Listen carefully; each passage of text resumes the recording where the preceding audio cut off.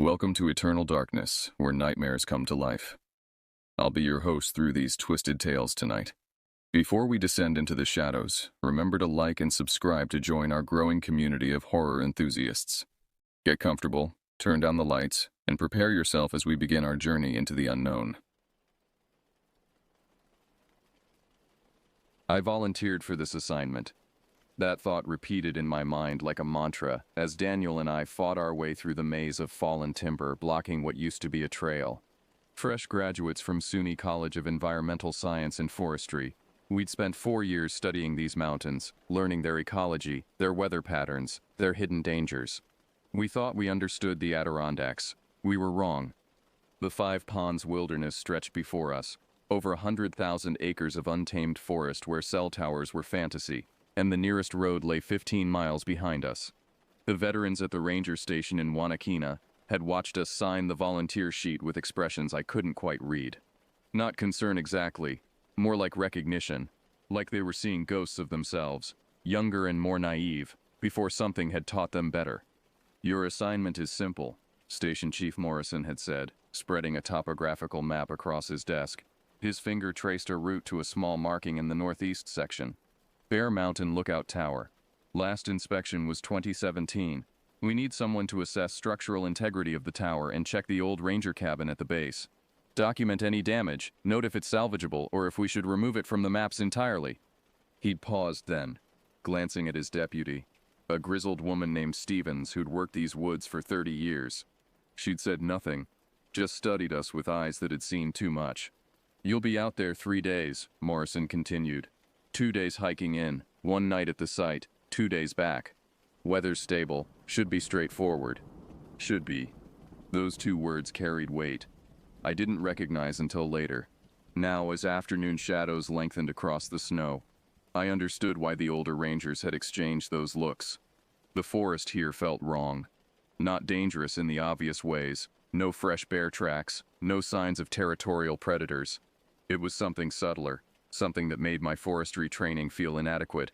The silence was too complete.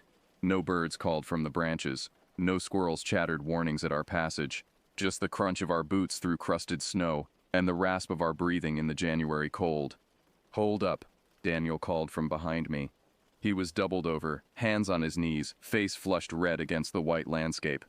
"This trail is worse than they said. We've crossed 4 blowdown areas in the last mile.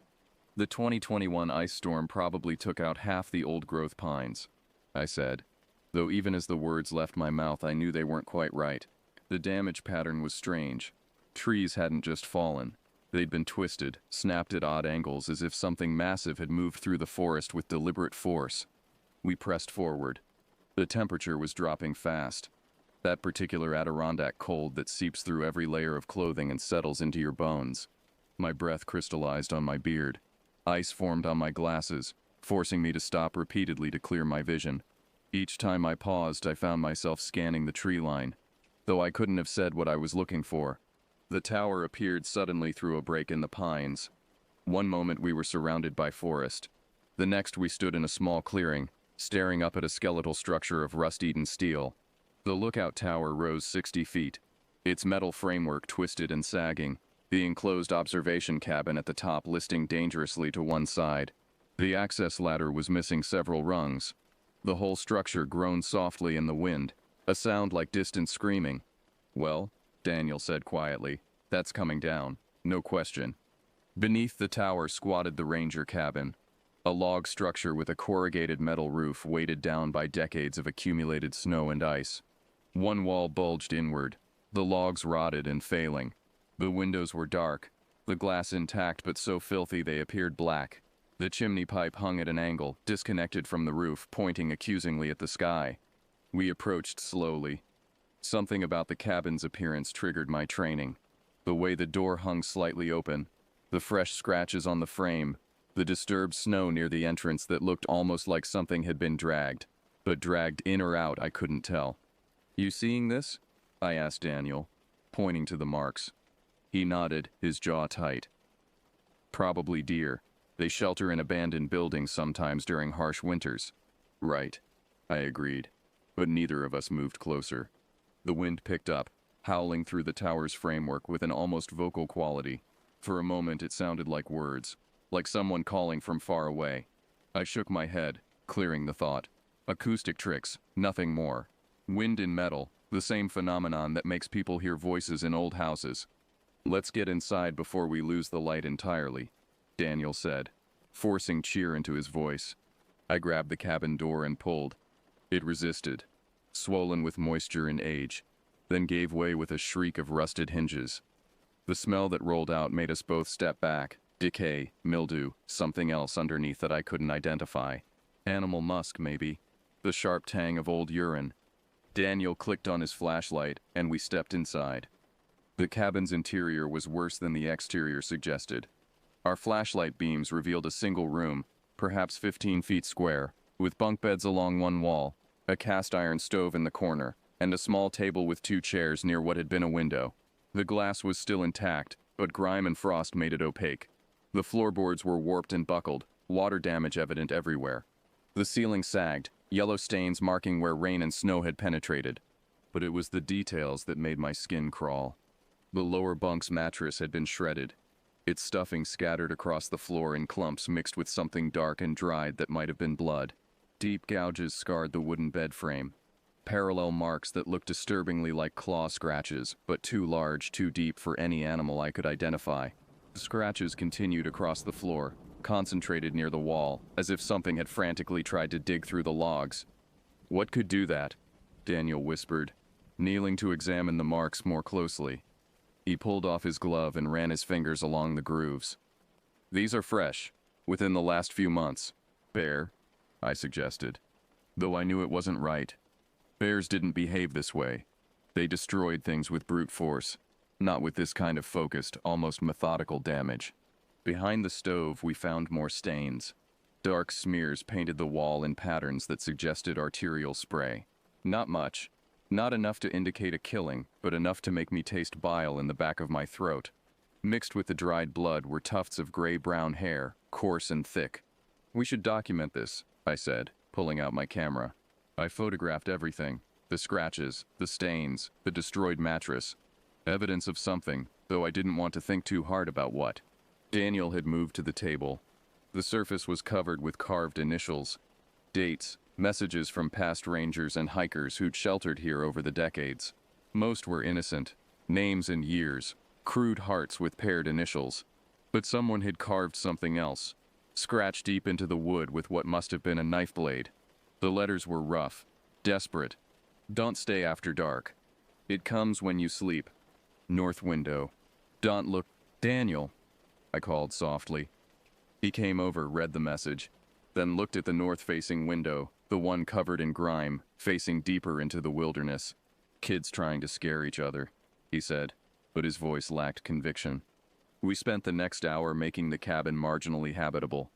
We cleared the debris from the floor, tested the stove. Miraculously, it still drew air through the crooked chimney, and laid out our sleeping bags on the upper bunks, away from the destroyed lower mattress. Daniel tried the satellite phone repeatedly, moving around the clearing, holding it up at different angles. Nothing. The mountains blocked us completely. "We're truly off the grid," he said, forcing a laugh. "Like the old days." "The old days are overrated," I muttered, arranging my gear. By the time we finished, full darkness had fallen. The temperature inside the cabin hovered just above freezing, even with the stove burning. We ate cold rations, neither of us wanting to deal with cooking. The atmosphere felt oppressive, the silence outside absolute and heavy. I kept glancing at that north window, though I couldn't see anything through the filth. "I'm going to check the perimeter," Daniel announced suddenly, standing up. "Make sure there's nothing we missed. Fresh air, you know." I understood. The cabin felt claustrophobic despite the cold. The walls seemed to press inward. I nodded. "Don't go far, and keep your radio on." He pulled on his parka and stepped outside, the door closing behind him with a heavy thud. I was alone. I sat on the upper bunk, trying to read a book by headlamp, but the words wouldn't stick. My attention kept drifting to those claw marks on the floor, to the desperate message carved in the table, to the north window. The wind had picked up outside, and the cabin creaked and groaned, settling into the cold. Normal sounds, I told myself. Old buildings make noise. Then I heard it. From somewhere in the forest, distant but distinct, came a sound that wasn't wind. It started low, almost subsonic, a rumble I felt in my chest before I heard it.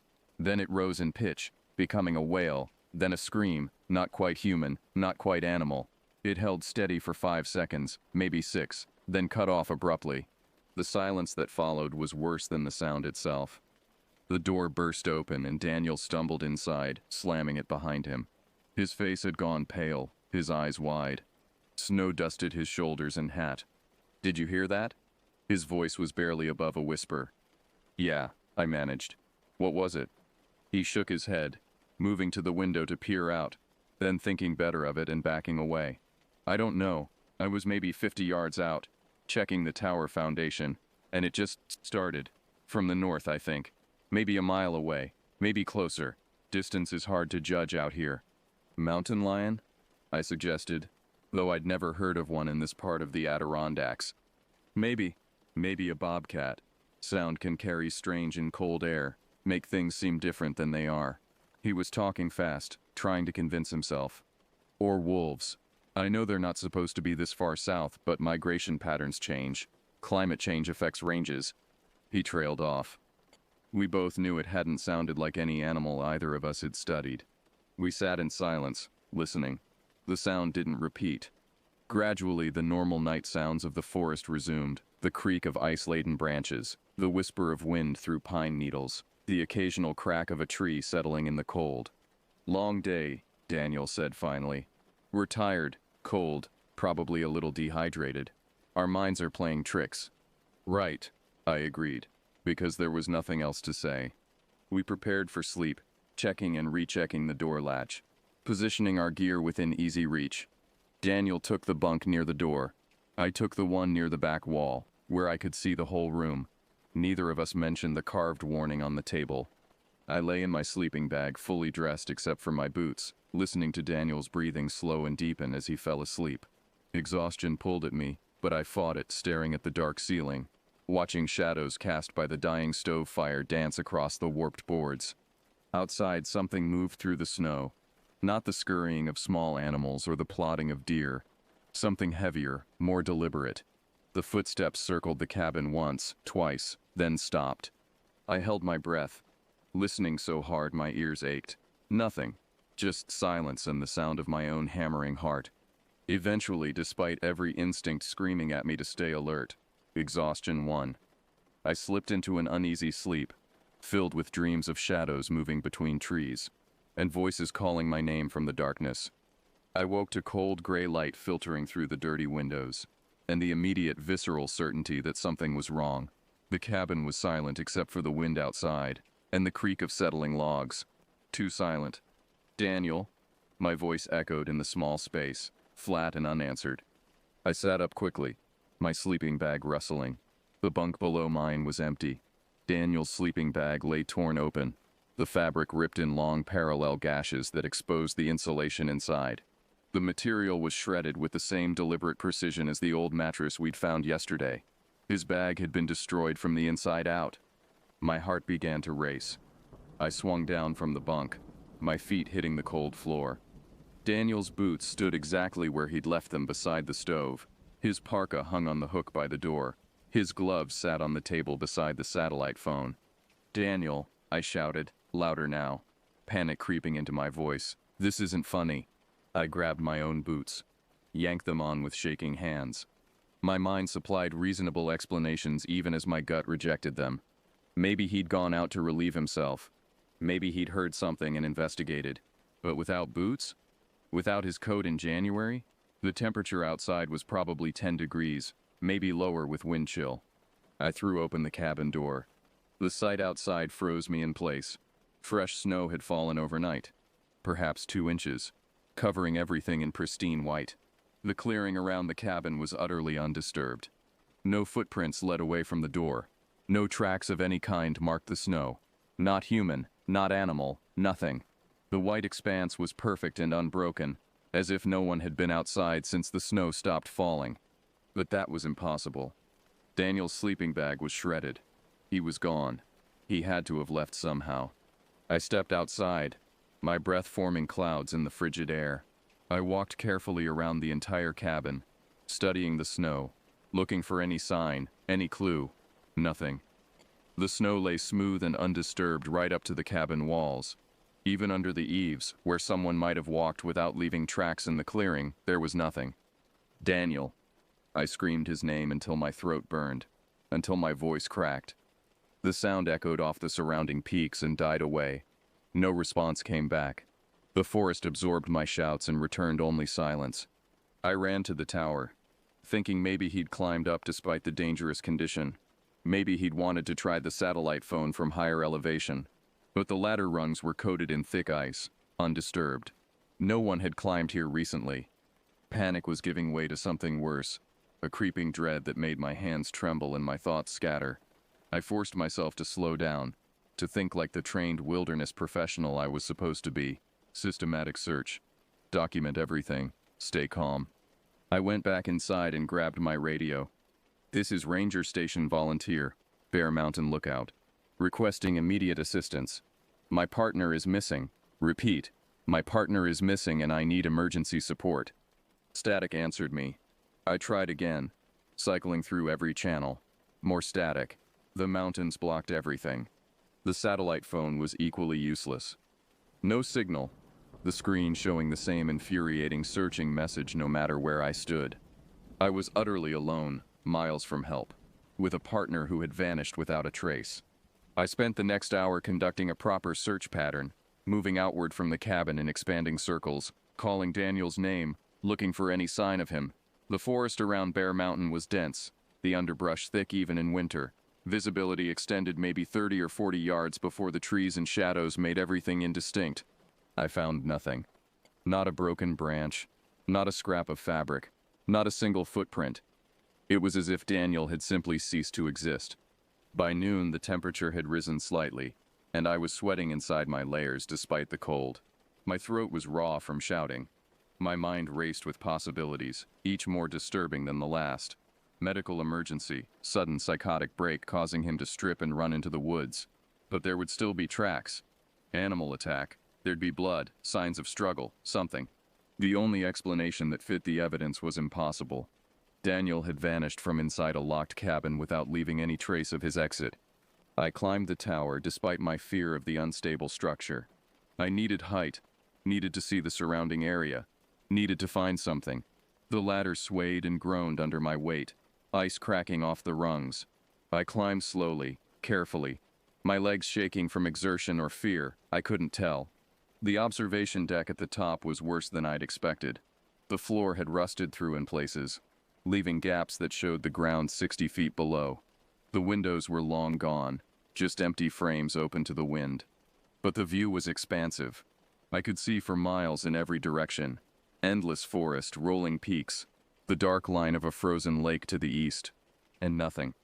No smoke from a fire, no movement, no flash of color that might be Daniel's clothing, just wilderness stretching away in all directions. As I stood there, wind buffeting the unstable structure, a wave of vertigo and hopelessness washed over me. I was looking at hundreds of square miles of trackless forest. Finding one person without a search team, without aircraft support, was essentially impossible, and the nearest help was 30 miles away through difficult terrain. I climbed back down, each rung an exercise in forced calm. At the bottom, I leaned against the tower's cold metal framework and tried to think clearly. My options were limited. Stay and continue searching, hoping Daniel would return, or that rescue would somehow arrive, or leave immediately, hiking out while I still had daylight and strength, and return with help. The logical choice was obvious. I couldn't help Daniel if I froze to death or got lost. I needed to get to civilization, report this, bring back professional search and rescue. But something stopped me. Some instinct, some nameless dread that I couldn't articulate. The idea of walking away from this place, of leaving Daniel, of abandoning him, felt wrong in a way I couldn't explain. I made my decision. I'd search until dark, then hole up in the cabin for the night with a proper barricade. In the morning, if Daniel hadn't returned, I'd hike out as fast as possible. 12 hours more. I owed him that much. The afternoon passed in a blur of desperate searching. I covered every yard of ground within a quarter mile of the cabin.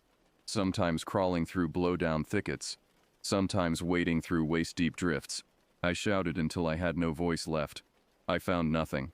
As dusk approached, I forced myself back to the cabin. The temperature was dropping rapidly, the sky taking on that particular clarity that meant bitter cold ahead. I gathered firewood, enough to keep the stove burning through the night. I checked my supplies, food for 3 days, water filtration, first aid kit, everything I'd need to survive the hike out. Inside the cabin, I built a barricade using the table and the remains of the lower bunk frame, wedging it against the door. It wouldn't stop anything determined, but it would make noise, give me warning. I lit the stove and sat on the upper bunk with my back against the wall, able to see the entire room. My hatchet lay beside me, within easy reach. The light faded quickly, the gray dimness giving way to complete darkness broken only by the red glow from the stove's air vents. I did not plan to sleep. Night in the Adirondack wilderness has a quality unlike anywhere else. The darkness is absolute, primal. No light pollution softens it. No distant glow hints at civilization. When the clouds cover the moon as they did that night, the blackness is so complete you can't see your hand in front of your face. I sat in that darkness, listening. The cabin made its normal sounds. The tick of cooling metal, the groan of settling wood, the whisper of wind finding cracks in the walls. But underneath those sounds I heard something else, something moving outside. Footsteps. Heavy, deliberate, crunching through the snow in a slow, measured rhythm. Not the quick patter of a deer or the shuffling gait of a bear. These were steady, purposeful steps. They circled the cabin, stopping occasionally, then continuing, around and around, never varying pace, never making any other sound. I gripped the hatchet, every muscle tense. My breath came shallow and quick. I stared at the door, at the barricade, willing it to hold. The footsteps paused. Silence stretched out, broken only by my racing heartbeat. Then, with tremendous force, something slammed against the wall behind my head. The impact shook the entire structure. Old wood groaned and cracked. I bit down on my tongue, tasting blood, swallowing a scream. Another blow followed, and another, each one striking the wall with methodical precision, as if testing the structure's integrity, looking for weakness. The assault went on for minutes. The logs held, but barely. I could see them flexing inward with each impact, see chinking dust falling from between the timbers.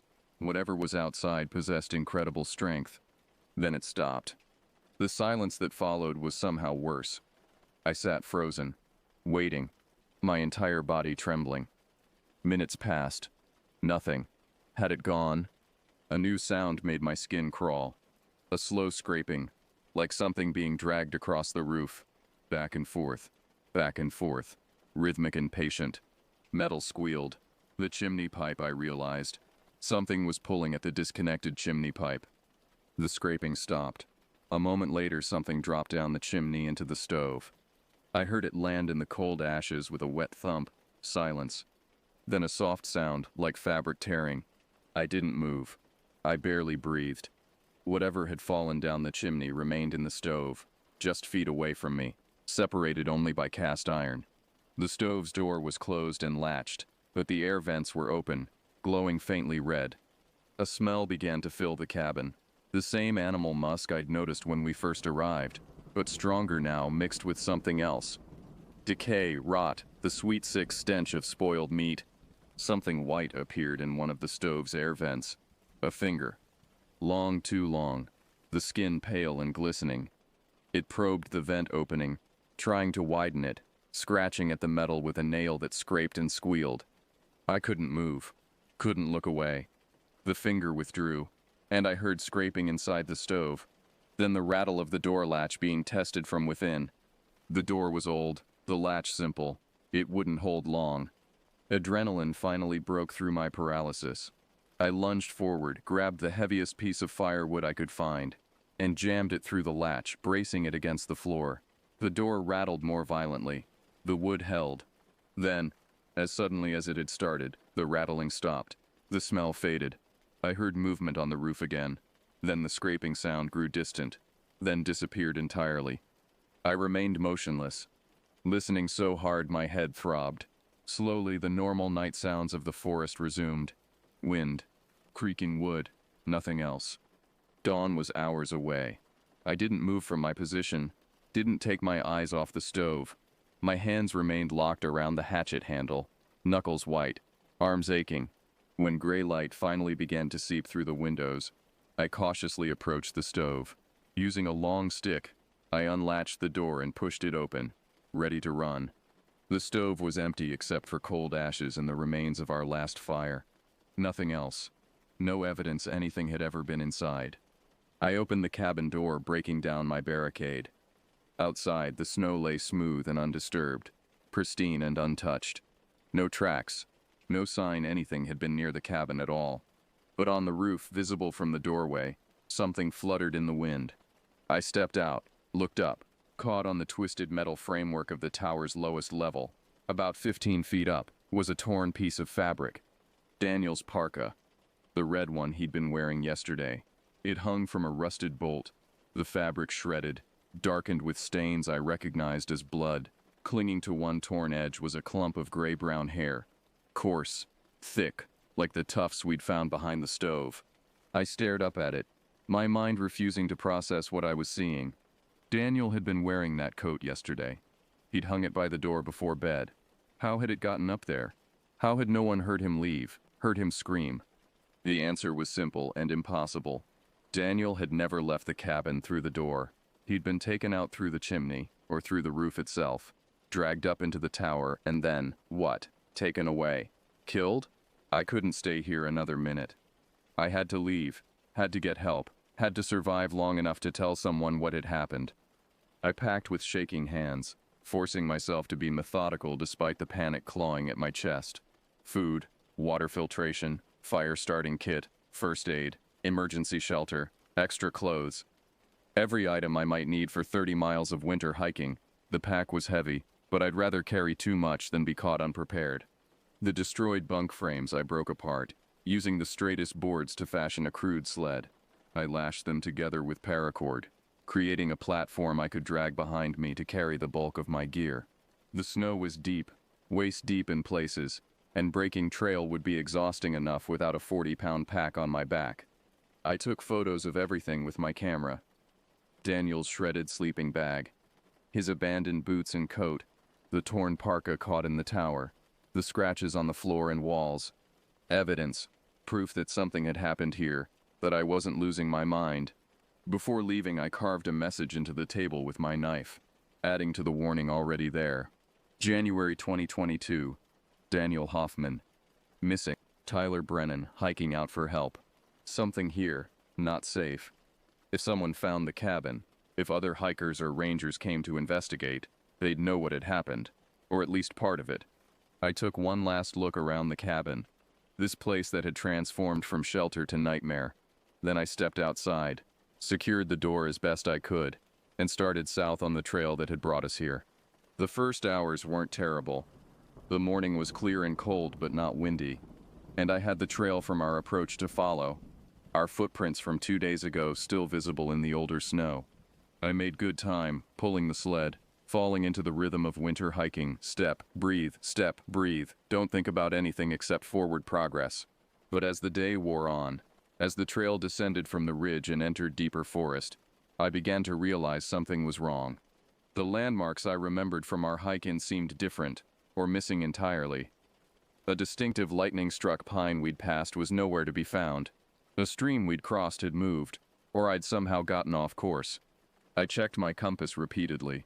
The needle spun lazily, never quite settling.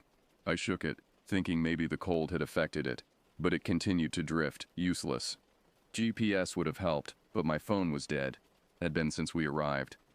The satellite phone was no better. Still showing no signal. By mid-afternoon, I had to face facts. I was lost. The trail had vanished. I stood in unmarked forest, surrounded by identical trees, no idea which direction I'd come from or where I needed to go. The sun was hidden behind clouds, making it impossible to orient myself. The forest seemed to press in from all sides, dark and infinite. Don't panic. The first rule of wilderness survival. I forced myself to stop, to think. I had supplies for several days. I knew the general direction south and east toward Cranberry Lake. Even without a trail, I could navigate by terrain. Ridgelines run north-south in this part of the Adirondacks. Follow them down.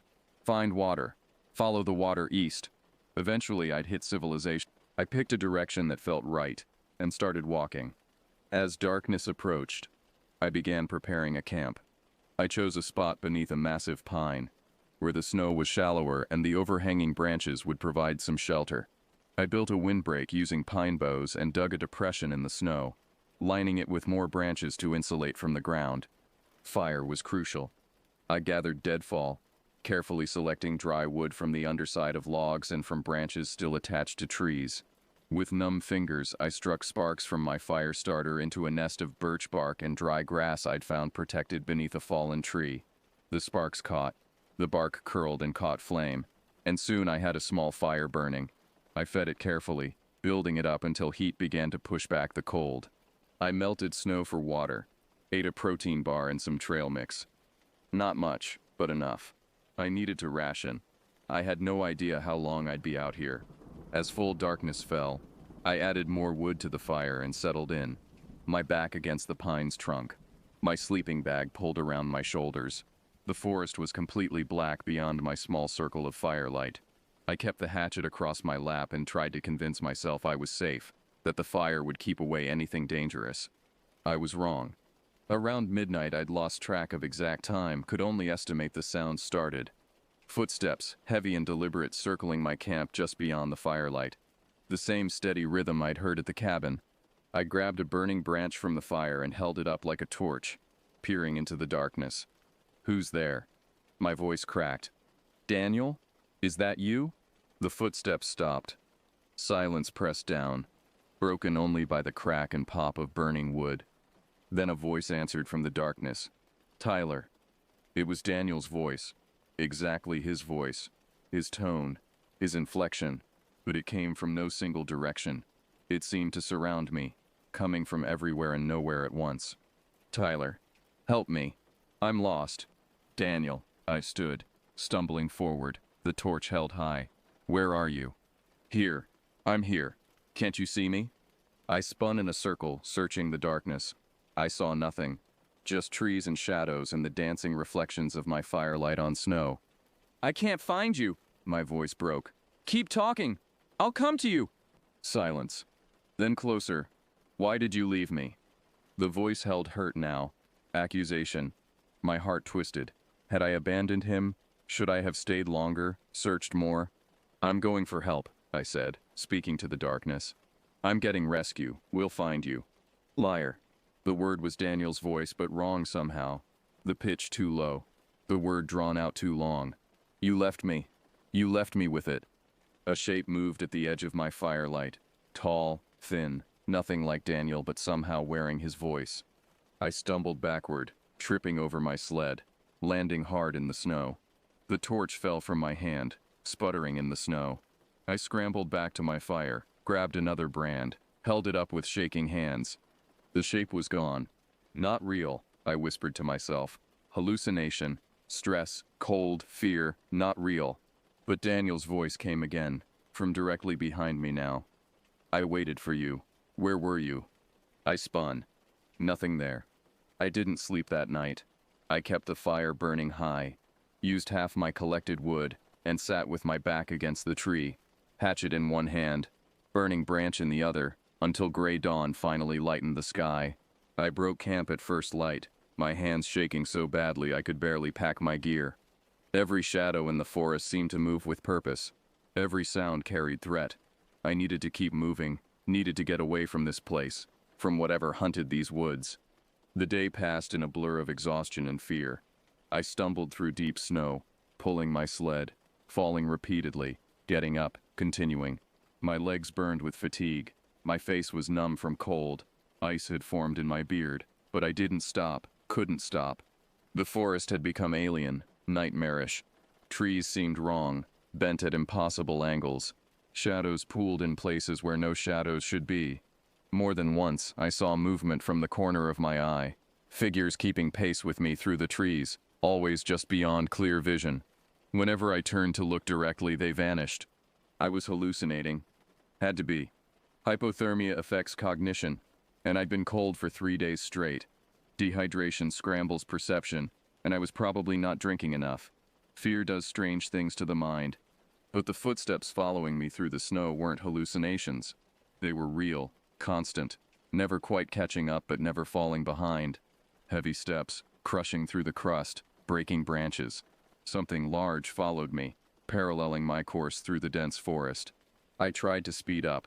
My body wouldn't cooperate. I was at my limit, burning through calories faster than I could replace them, hypothermic despite my layers, functioning on adrenaline and desperation. As afternoon faded toward evening, I knew I wouldn't make another night in the open. My fuel was spent. If I stopped to camp again, I'd die, either from exposure or from whatever stalked me through these trees. I had one chance: keep moving through the night, force my body beyond its limits, reach help or die trying. The last of the light drained from the sky. I clicked on my headlamp, the beam cutting a narrow tunnel through absolute darkness. Snow began falling again, thick flakes that swallowed my light and muffled all sound. I could barely see 10 feet ahead. The sled caught on something, a root or rock beneath the snow. I yanked at it, pulled harder, and it came free. But the effort took the last of my strength. I fell to my knees, chest heaving, vision swimming. Get up, I told myself. Get up or die here. I couldn't get up. A voice spoke from the darkness ahead, kind and concerned. You need to rest. I raised my head. A figure stood in my headlamp beam. Daniel. He looked exactly as I remembered. Red parka, wool hat, that concerned expression he got when I pushed too hard in the mountains. Hey, he said gently. You're exhausted. You need to stop before you hurt yourself. Not real, I whispered. You're not real. He crouched down to my level, his face filled with worry. Of course I'm real. I got turned around, but I found the trail. Come on, I know where the cabin is. We can make it back, get warm. For a moment I wanted desperately to believe him, to accept this impossible mercy, to follow him to safety. But his eyes were wrong. Too dark, too deep, reflecting my headlamp like an animal's. What happened to you? I asked, my voice barely audible. Daniel smiled. His teeth were wrong, too many. Too sharp, wrong shape entirely. I'm right here. I've been here the whole time. Why didn't you answer when I called? I lurched to my feet, stumbling backward. Daniel's form flickered, blurred, became something else. Tall, wrong proportions, limbs that bent incorrectly. It reached for me with hands that had too many fingers. I ran. My pack forgotten, my sled abandoned. I crashed through the forest in blind panic. Branches tore at my face. I fell, got up, fell again. Behind me, heavy footsteps followed. Closer now, no longer maintaining distance. I don't remember much of what happened next. Terror shattered my memories into fragments. Running, falling, the taste of blood in my mouth. Trees that seemed to move, blocking my path. Daniel's voice calling my name from every direction, cold beyond anything I'd experienced, settling into my bones like concrete. At some point, I stopped running. My body simply quit. I collapsed in the snow, unable to move, unable to care. My vision had narrowed to a tunnel, the edges going black. This is how it ends, I thought. Not a bad way to go. Just sleep, just cold. A light appeared ahead. Bright, artificial, beautiful. It grew larger, and with it came a sound, an engine, a snowmobile. Voices shouted. Hands lifted me. I tried to speak but couldn't form words.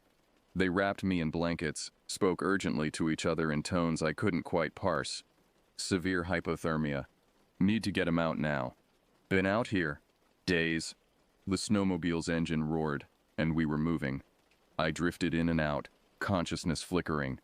At some point the movement stopped. More voices, brighter lights, warmth that hurt like fire against my frozen skin. Then nothing. I woke in a hospital room, surrounded by machines that beeped softly. Sunlight streamed through a window, so bright it hurt my eyes. An IV ran into my arm. My hands and feet were wrapped in white bandages. A nurse noticed me stirring and came over. Her smile warm but her eyes professional, assessing. Welcome back. How are you feeling? Daniel, I managed, my throat raw. My partner. Did you find him? Her smile faded. Let me get the doctor. Over the next days, I learned what had happened. A couple on their anniversary, out for a snowmobile ride, had spotted me by sheer chance. I'd been 3 miles from a seasonal logging road, delirious and in the late stages of hypothermia. They'd gotten me to their truck, then to the hospital in Tupper Lake. Search and rescue teams had gone to Bear Mountain as soon as I was stable enough to tell them where to look. They'd found the cabin exactly as I'd described. Daniel's shredded sleeping bag, his boots and coat, my carved warning on the table. They'd found the torn parka caught in the tower. They had not found Daniel. 3 days of intensive searching. Dogs, aerial reconnaissance, everything. Nothing. No body, no trace, nothing beyond what had been at the cabin. The investigation ruled it an unexplained disappearance. The prevailing theory was that Daniel had experienced some kind of medical emergency, maybe carbon monoxide poisoning from the stove, maybe a psychotic break, and had fled into the wilderness despite the cold. Hypothermia causes paradoxical undressing, where victims remove their clothes feeling overheated. It wasn't uncommon in wilderness deaths. The theory was logical, evidence-based, sensible. It was also completely wrong. And everyone who'd searched knew it. I could see it in their faces when they interviewed me, hear it in the careful way they asked questions. The older rangers especially. They'd exchange glances when I mentioned the sounds, the footsteps, the voice calling my name. They believed me. They just couldn't say so. Morrison came to visit me before I was discharged. The ranger station chief sat in the visitor's chair, his hat in his hands, looking older than I remembered. "How are you feeling?" he asked. "Better." It was true. The frostbite had been relatively minor. I'd keep all my fingers and toes. The physical recovery, at least, was going well. "We're closing Bear Mountain Station," Morrison said quietly. "Taking the tower down, boarding up the cabin. It'll be removed from maps." "Good. Tyler," he paused, choosing his words carefully. "What you experienced out there, I want you to know you're not the first. Won't be the last either." I looked at him sharply. "What do you mean?" "The Five Ponds Wilderness is old, son. Really old. There are stories about those woods going back to the Mohawk people, probably earlier. Things that live in the deep places. Things that don't like being disturbed." He turned his hat in his hands. "Most of the time, people who go missing out there, we find them eventually. But sometimes we don't. And the ones we do find, they won't talk about it. Can't talk about it. What they saw breaks something inside." "You believe me," I said. It wasn't a question. I believe these mountains are bigger than we are, and older than we can imagine. I believe there are things we don't understand, maybe can't understand. And I believe you're lucky to be alive. He stood, placed his hat back on his head. "Daniel Hoffman was a good kid. I'm sorry we couldn't bring him home." After he left, I sat alone in my room, staring out the window at the distant mountains. Somewhere out there, in the endless wilderness, Daniel was gone, taken by something that shouldn't exist, lost to a place that didn't care about our rules or understanding. I thought about the voice calling my name in the darkness, about the heavy footsteps circling my camp, about Daniel's face, smiling at me with wrong teeth, telling me I'd abandoned him. The thing in those woods hadn't been hungry. If it had been, I'd be as gone as Daniel. No, it had been playing with me, testing me, seeing how far it could push before I broke completely. I wondered if it was still out there, waiting by the Bear Mountain cabin, patient and timeless, ready for the next person foolish enough to volunteer. They released me from the hospital after 6 days. I'd regained most of my strength, though I'd lost 15 pounds and still had patches of frostbite healing on my cheeks and ears. The physical damage would mend. The other wounds would take longer. My parents drove up from Albany to take me home. They treated me with exaggerated gentleness, as if I might shatter at any moment. Maybe I would. I spent the 3-hour drive staring out the window, watching the mountains recede behind us, feeling something like relief mixed with guilt. I was leaving. Daniel never would. The investigation formally concluded after 2 weeks. Daniel Hoffman was declared missing, presumed dead from exposure. A memorial service was held at the college. His parents were there, holding each other, faces hollow with grief. I sat in the back, unable to meet their eyes. I couldn't tell them what had really happened. Who would believe it? Even my own memories seemed impossible now, viewed from civilization's safety. In a warm room surrounded by people, the idea of something inhuman stalking the Adirondacks seemed absurd. Psychology offered explanations: trauma, hypothermia-induced hallucination, the mind's attempt to make sense of tragedy by creating narrative. But late at night, when I closed my eyes, I heard Daniel's voice calling from the darkness. I saw that figure standing at the edge of my firelight, wearing his face like a mask, and I knew with absolute certainty that I hadn't imagined it. I withdrew from the forestry program, changed my major to environmental policy, something that kept me in offices and classrooms, far from the deep woods. My professors expressed concern but didn't push. Morrison had called them, I learned later, and explained that I'd experienced significant trauma. They gave me space. The nightmares were bad at first. Every night I'd dream of being back at the cabin, watching Daniel's sleeping bag tear itself apart from within. Or I'd dream of running through endless forest while heavy footsteps followed, never catching up but never falling behind. I'd wake gasping, sweat-soaked, convinced something stood in my darkened bedroom. I started seeing a therapist who specialized in trauma. She was patient, skilled, never dismissive. She taught me breathing exercises, cognitive behavioral techniques, ways to ground myself when the panic attacks came. She never asked me to explain exactly what had happened in the wilderness. She treated the trauma, not the cause. Gradually, things got better. The nightmares came less frequently. I could walk past wooded areas without my pulse spiking. I even hiked again, though never in the Adirondacks, never in winter, never alone. 3 months after the incident, I received a package. No return address, just my name and dorm room number written in careful block letters. Inside was a folder containing photocopies of old documents, ranger reports, incident logs, newspaper clippings, all dated from before Daniel and I were born. They told a familiar story, repeated across decades. In 1998, 2 hikers reported hearing screams near Bear Mountain. Rangers found their camp abandoned, gear scattered. No bodies were ever found. In 1986, a wilderness guide claimed something had circled his camp for 3 nights straight, calling to him in his wife's voice. He made it out but was hospitalized for psychological evaluation. In 1973, a forestry student went missing near the Five Ponds Wilderness. Her journal was found in an abandoned cabin, the last entry describing someone outside trying to get in. She was never seen again. In 1952, a ranger stationed at Bear Mountain filed a report about unusual activity and requested transfer.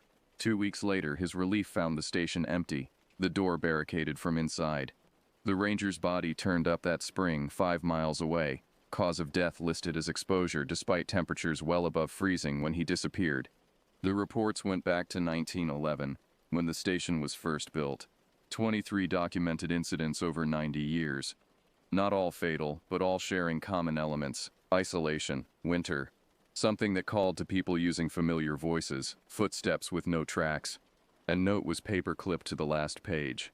Handwritten. They won't listen. They never do. But someone should remember. It was signed with Morrison's initials. I called him. He answered on the 3rd ring, voice tired. Figured you'd call eventually. Why send this to me? Because you'll understand it. Because you survived.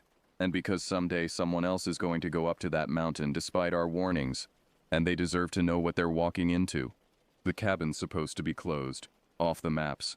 It is. But maps are just paper, son. The mountain's still there.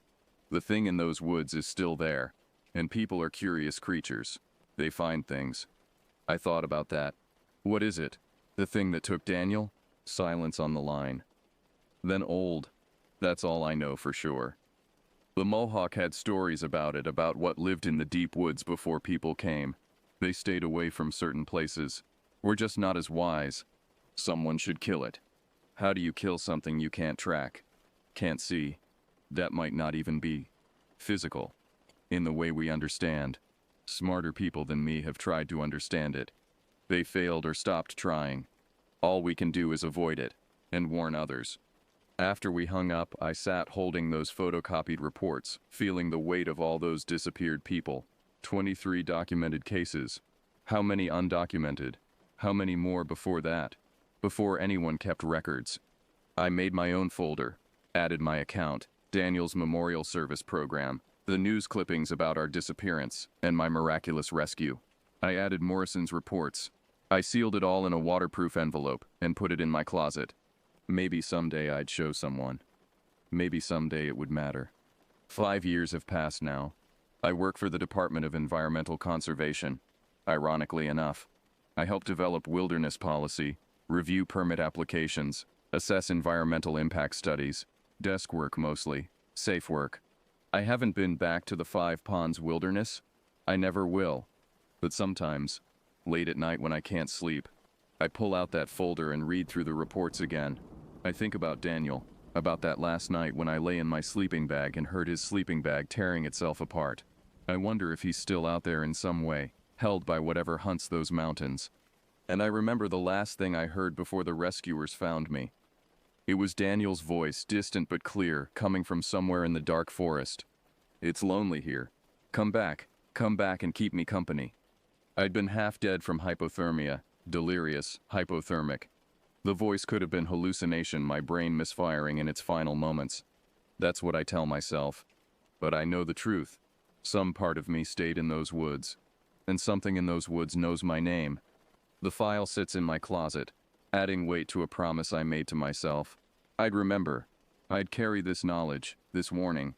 And if anyone ever asked me about Bear Mountain, about what really happened in the Five Ponds Wilderness in January 2022, I'd tell them the truth. Not the official truth. The tidy explanation of medical emergencies and exposure. But the real truth. There are old places in this world. Places older than our understanding. Older than our civilization. Older than the names we've given them. Some of those places are hungry. Some are malevolent. And some, like the deep woods around Bear Mountain, are simply lonely. That's what I told the nurse that night in the hospital. In the hours before hypothermia fully released its grip on my mind, she wrote it in her notes, though it never made the official reports. I saw her write it, watched her hand pause, unsure how to categorize such a statement. "It wasn't hungry," I whispered, words slurring. "Just lonely. So lonely it'll do anything to keep you." She squeezed my hand, mistaking delirium for grief. But I meant what I said. The thing in those woods doesn't kill out of hunger or malice. It kills out of isolation, out of desperate need for company. And in the endless winter dark, surrounded by silence and snow, it calls to us in the voices of people we love. Sometimes we answer. Sometimes we don't come back. The mountains remain, patient and ancient, waiting for the next person who volunteers to walk into the wilderness alone, waiting for someone new to call to follow, to take into the deep places where the maps end, and something old remembers what the world was like before we named it. I survived. Daniel didn't. That's the truth I carry. That's the weight I'll bear for the rest of my life. And every winter, when the first snow falls and the temperature drops, I find myself listening, half afraid, half expecting to hear a voice I recognize calling my name from the darkness, asking why I left, begging me to come back.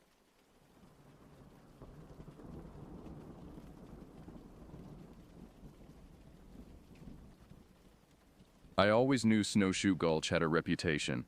Most trails around Flathead National Forest do, especially if you talk to the locals who've spent their lives hunting, fishing, and guiding tourists through these mountains.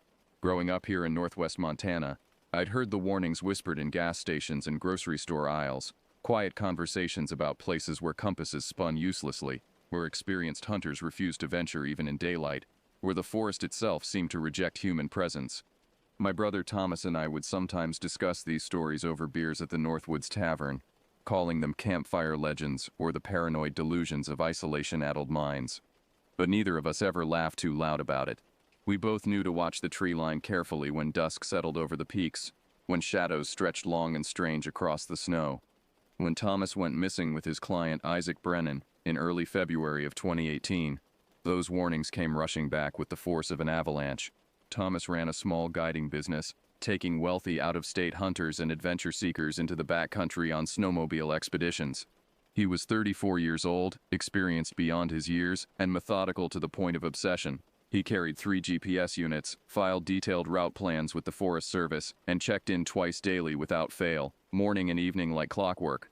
When his scheduled evening check-in passed on February 8th with only silence crackling through the radio static, We knew something had gone catastrophically, terribly wrong. The temperature that week had plummeted to minus 22 degrees Fahrenheit.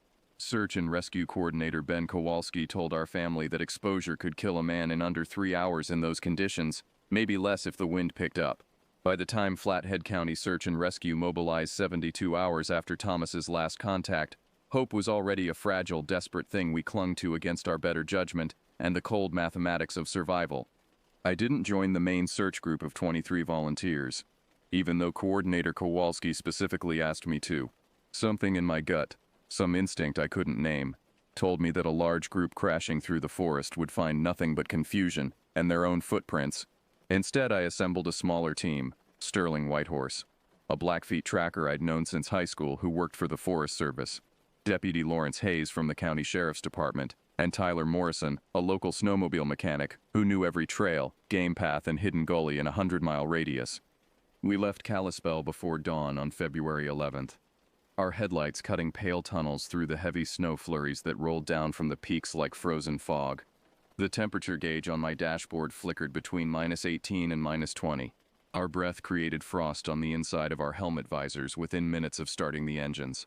We rode hard for 3 brutal hours, following the GPS coordinates from Thomas's last ping, which had registered near the western edge of Snowshoe Gulch before his beacon went completely dead. Not just silent, but erased, as if it had never existed. Snowshoe Gulch wasn't marked on most recreational maps. The area was too steep, too narrow, and too prone to avalanches for casual winter travel. It appeared on Forest Service maps as a blank space between contour lines, an absence rather than a presence.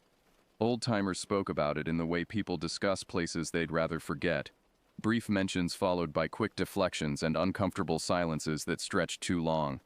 Sterling had told me once, years ago after too many beers, that his grandfather, a medicine man respected throughout the Blackfeet Nation, had called the Gulch the place where Earth remembers how to be hungry. I hadn't understood what that meant then. I was beginning to understand now. We reached the Gulch's narrow entrance around 9 in the morning, though the heavy cloud cover made it feel like perpetual twilight. Sterling slowed his snowmobile ahead of me, raising his fist in the universal signal to stop. He killed his engine, and we all followed suit. In the sudden silence, the forest felt fundamentally wrong in a way I struggled to articulate. There were no bird calls, no chittering of squirrels, no distant crow warnings echoing through the trees, just an oppressive, smothering quiet that seemed to absorb sound rather than simply mark its absence. Sterling pulled off his helmet, his weathered face drawn with concern that bordered on fear. "This place feels sick," he said, his voice barely above a whisper, as if speaking too loudly might wake something that should remain dormant. "My grandfather hunted these mountains for 60 years. He'd take elk and mule deer 15 miles in any direction from here, but never here, not once. He said the forest gave up trying to heal this place generations ago." Lawrence laughed nervously, trying to inject some normalcy into the moment, but the sound came out wrong, too high, too forced. "Come on, Sterling. We can't start spooking ourselves before we even find anything." Sterling didn't look at him. His dark eyes remained fixed on the shadows between the towering pines, studying them with the intensity of a man reading a language the rest of us couldn't understand. "Thomas was smart and careful," he said quietly, finally meeting my gaze. "If he came in here willingly, something pulled him, something he thought he had to investigate." I nodded, my throat tight with unspoken fear. Thomas had been methodical, almost paranoid about safety protocols. He wouldn't deviate from his filed route without a compelling reason, without something extraordinary demanding his attention.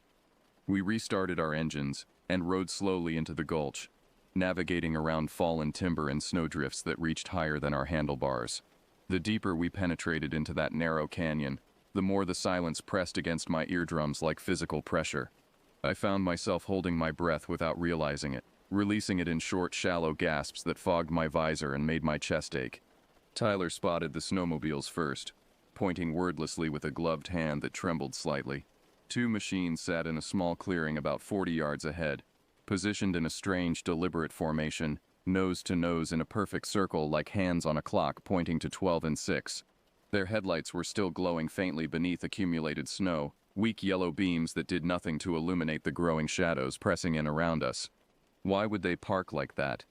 Tyler's voice carried a tremor he couldn't quite suppress. his breath coming faster now.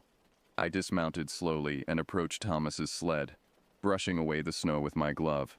His keys dangled from the ignition, swaying slightly in the absent breeze. The fuel gauge registered slightly above half full.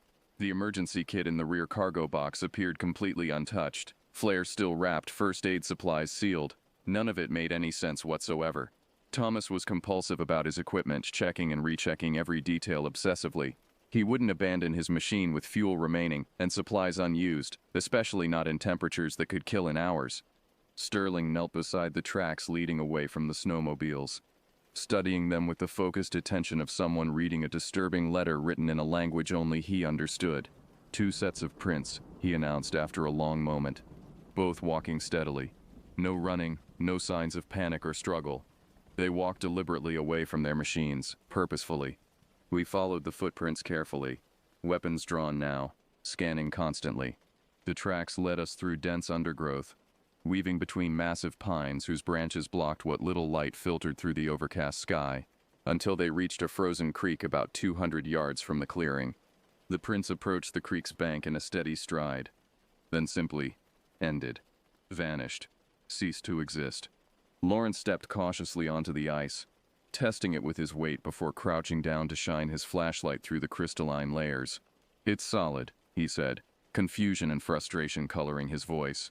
"Probably 8, maybe 9 inches thick. No cracks anywhere. No signs of breaking through. No indication anyone fell through the ice." "That's impossible," Tyler muttered, walking along the creek bank in both directions, searching frantically for where the tracks might resume. Footprints don't just disappear into nothing. They have to go somewhere. Sterling stood at the creek's edge, but he wasn't studying the ice or the banks. His eyes traced the branches overhead, following the skeletal canopy that formed a twisted lattice above us. "Something removed them," he said, his voice flat and certain in a way that made my stomach clench.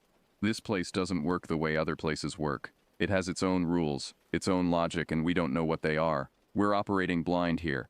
The sun began its descent behind the western ridgeline earlier than it should have, bringing with it a darkness that seemed to fall faster and heavier than natural twilight. We made camp on a flat rise overlooking the clearing where we'd found the abandoned snowmobiles, building a fire that crackled weakly against the suffocating stillness. The flames seemed smaller than they should be, struggling against invisible pressure, as if the darkness around us actively consumed the light before it could spread.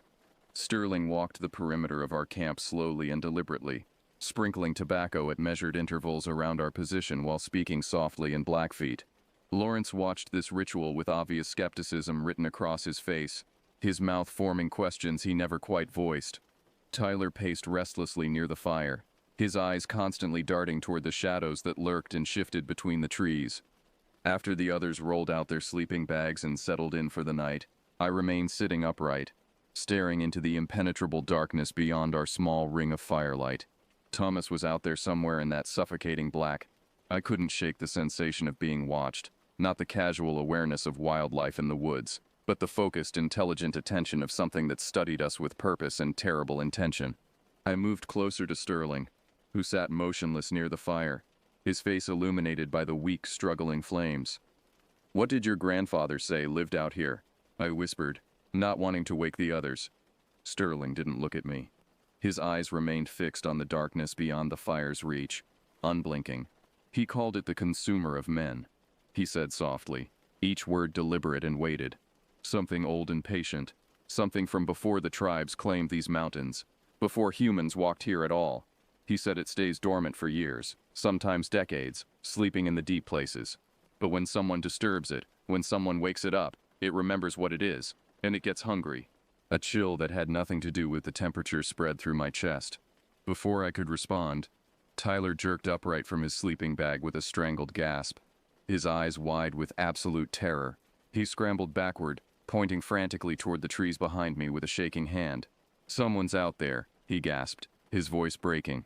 "I saw someone tall, really tall, moving between the trees, just standing there, watching us." We grabbed flashlights immediately, weapons ready, scanning the forest beyond our camp with frantic urgency. Our beams swept across snow-covered ground, stark tree trunks and dense shadows, but revealed absolutely nothing. No tracks, no movement, no signs of any presence whatsoever. "You're seeing things," Lawrence said, though his voice carried no conviction whatsoever.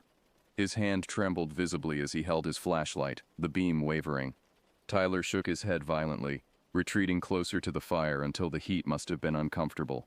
I know what I saw. Someone was standing there, just beyond the light, completely still, watching us. I could feel it watching. Sterling rose slowly, his jaw clenched tight. He turned back toward the fire without scanning the darkness any further. "Get what rest you can," he said quietly, settling back into his position. "Tomorrow will test us harder than today did." I lay in my sleeping bag, eyes open, staring up at the black canopy of branches overhead that blocked out even the stars. Rest wouldn't come, couldn't come. Every small sound, the settling of snow on branches, the creak of wood expanding and contracting in the brutal cold, the whisper of wind through the pines, made my heart race and my breath catch. I lay there in the darkness, waiting for dawn, knowing with absolute certainty that whatever existed out here in the gulch was patient and watchful, and that it was waiting for something I couldn't understand. Morning arrived gray and bitter, a low-hanging mist clinging to Snowshoe Gulch like a burial shroud that refused to lift. I'd managed only brief moments of fitful, nightmare-haunted rest, waking repeatedly to the overwhelming sensation of being observed by something that never blinked. Sterling was already awake when I finally gave up on rest, methodically packing gear with the quiet efficiency of someone preparing for something deeply unpleasant. Lawrence stood nearby, checking his weapon repeatedly with obsessive attention, his face drawn with exhaustion and poorly concealed fear. Tyler sat near the dying embers of our fire, staring blankly at the snow, his hands shaking despite his heavy gloves and the relative warmth. We ate quickly, energy bars that tasted like sawdust in cold coffee from thermoses, speaking very little. The plan was straightforward: return to the frozen creek where the tracks vanished, then search the ridge above for any signs of Thomas and Isaac. None of us discussed what we'd do if we found nothing. None of us mentioned the possibility that they might already be beyond any help we could provide. We retraced our route to the creek in silence. The footprints remained exactly as we'd left them, ending abruptly at the ice's edge as if whoever had made them had simply ceased to exist mid-stride. Sterling knelt again, brushing away fresh snowfall with his gloved hand, studying the prints with the intensity of someone trying to read a coded message written in a dying language. "This wasn't natural," he said, more to himself than to us, his voice tight. "Something interfered here. Something deliberately obscured what happened, erased evidence, removed traces." Lawrence cleared his throat impatiently, eager to move forward, to do something rather than simply stand and speculate. "Then let's find out what, and be done with it. We're burning what little daylight we have." Sterling rose slowly, his eyes scanning the steep ridge that loomed above us like a wall. He said nothing, but I could see the tension in his jaw, the way his shoulders remained rigid despite his attempts to appear calm and controlled. With no clear trail to follow, we began climbing the steep incline beyond the creek, picking our way through tangled deadfall and dense clusters of young pines that seemed to deliberately block our path. Snow crunched beneath our boots, the sound echoing oddly through the silent forest in ways that didn't quite make sense acoustically, as if the gulch itself were listening to our progress and considering what to do about it. The higher we climbed, the more oppressive the atmosphere became, a physical pressure against my chest that made breathing feel labored and difficult, as if the air itself had grown thicker, heavier, harder to draw into my lungs. Halfway up the slope, Tyler stopped abruptly, his breath coming in short, panicked gasps that fogged the air. What is that?" he whispered, pointing upward with a trembling hand. We turned as one, following his gaze upward through the skeletal branches. About 20 feet above us, wedged firmly into the trunk of a massive pine tree, was the skull of a large deer. Its jaw hung crookedly, broken and displaced at an unnatural angle, the empty eye sockets staring down at us with terrible, hollow accusation. The skull had been picked completely clean, every scrap of flesh and muscle removed with surgical precision, leaving only bone bleached nearly white despite the relatively recent placement. But what made my stomach clench with rising nausea was its position driven into the tree trunk, at least 12 feet above the ground, embedded deeply into the solid wood, as if something had thrown it with tremendous impossible force. Who could do that? Tyler's voice barely rose above a whisper, his face pale. Lawrence stepped forward, his forensic training warring with his rational mind as he examined the skull carefully. "No blood on the bark," he said, his voice tight and strained. "No drag marks in the snow below. No ladder marks, no climbing equipment marks, no explanation for how this got up here at this height and with this much force. Sterling was staring not at the skull but at the trees around us, his eyes wide with an emotion I couldn't quite identify. Recognition, perhaps, or confirmation of something he desperately hoped not to see. He raised his hand slowly, pointing silently deeper into the forest ahead, his arm rigid. We moved cautiously forward, weapons drawn, our breath misting in the freezing air that seemed to grow colder with each step. What we found ahead made Tyler vomit violently into the snow, choking and gasping as his body rejected what his mind was processing. Scattered through the trees ahead in a rough semicircle, arranged with deliberate, terrible precision, were pieces of animals, deer legs, still attached to portions of hide, wedged between branches at impossible heights, antlers driven into tree trunks at angles that defied physics, a complete ribcage suspended from a high branch by means we couldn't determine, swaying slightly in wind we couldn't feel. Everything appeared completely desiccated, dried to leather, as if something had drained every drop of moisture from the flesh before positioning the remains as territorial markers. Sterling's face had gone pale, all color draining from his weathered features. His usual stoic expression had been replaced by something very close to pure fear. He shook his head slowly, backing away from the grotesque display that surrounded us. "This is a territorial marker," he said, his voice strained and thin. "A boundary warning. Whatever lives here, whatever claims this space, it wants us gone. It's telling us to leave while we still can." Lawrence's hands shook as he lowered his rifle, his professional composure cracking visibly.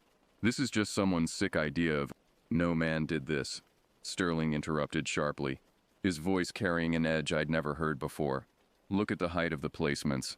Look at the force required to drive solid antler through living wood. Look at the systematic arrangement, the perfect spacing, the deliberate pattern."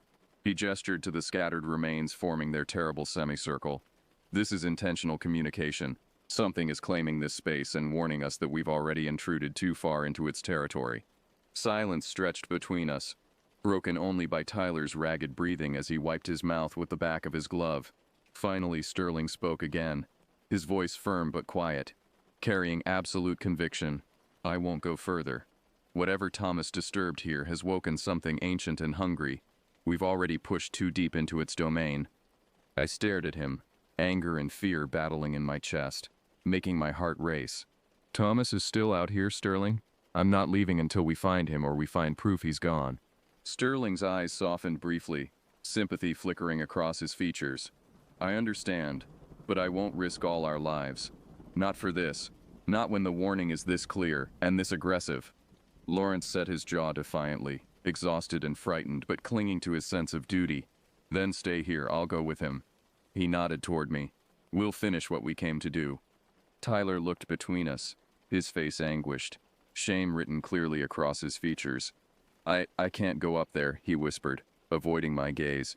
"I'm sorry, I can't." Without another word, Lawrence and I continued upward while Sterling and Tyler remained below. The air seemed to grow colder with each step, biting through my layers despite the exertion of climbing. My fingers ached even inside my insulated gloves, a deep penetrating cold that seemed to emanate from the ground itself rather than from the surrounding air. We reached the crest of the ridge 15 brutal minutes later. Lawrence stopped suddenly, his entire body going rigid, his face draining of what little color remained. "Oh God," he breathed, his voice hollow and distant. "Oh God in heaven." Ahead of us, partially buried in a snowdrift against the base of a massive pine, was a dark shape. Bright orange fabric, the unmistakable color of Isaac Brennan's expensive expedition parka, emerged from the white like a terrible flag marking territory claimed. We scrambled forward on hands and knees, frantically digging with our gloved hands, clearing snow away in desperate handfuls. Isaac's face emerged inch by terrible inch, frozen solid, his features locked into an expression of absolute overwhelming terror. His mouth gaped open in a silent scream that would echo forever in my nightmares. His eyes wide and staring at something above him that was no longer there, or perhaps at something we couldn't see, something that existed just beyond our perception. His body was curled in a tight fetal position, knees drawn up to his chest, both feet bare despite the lethal cold, the flesh blackened with severe frostbite. His hands were clenched into rigid claws, as if he'd died grasping at something, fighting against something, trying desperately to ward off something unspeakable that had pursued him through these dark woods.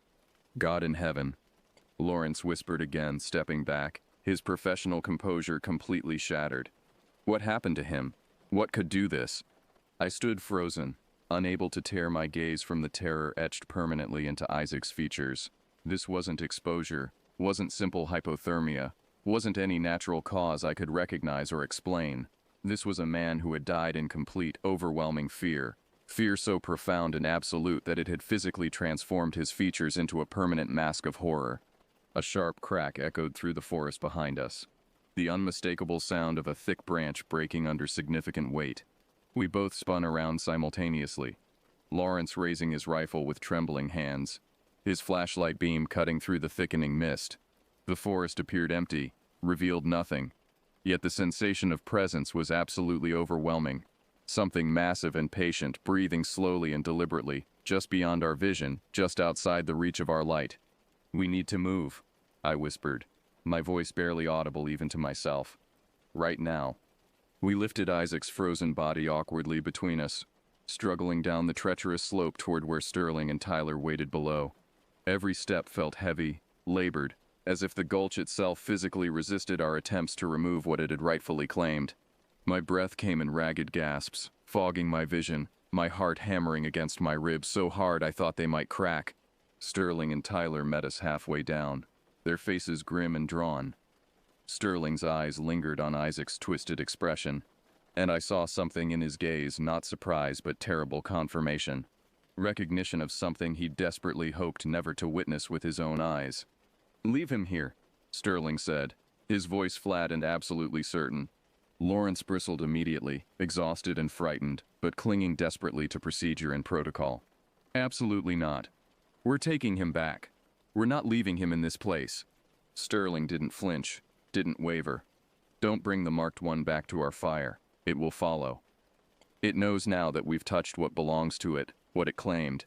"Belongs to it?" Lawrence's voice rose with frustration and poorly controlled fear. "You're talking complete insanity. This is a human being." I raised my hand, stopping the argument before it could escalate. "We'll bury him nearby," I said quietly, my throat tight and aching. "Away from camp, like Sterling says. We'll mark the location carefully and come back with proper recovery equipment and more people." We dug hurriedly in a small clearing about 50 yards from our campsite, using our snowshoes as makeshift shovels, breaking through the frozen ground with exhausting, painful effort. We placed Isaac's body carefully in the shallow grave, covering him with frozen earth and snow while speaking no words over him.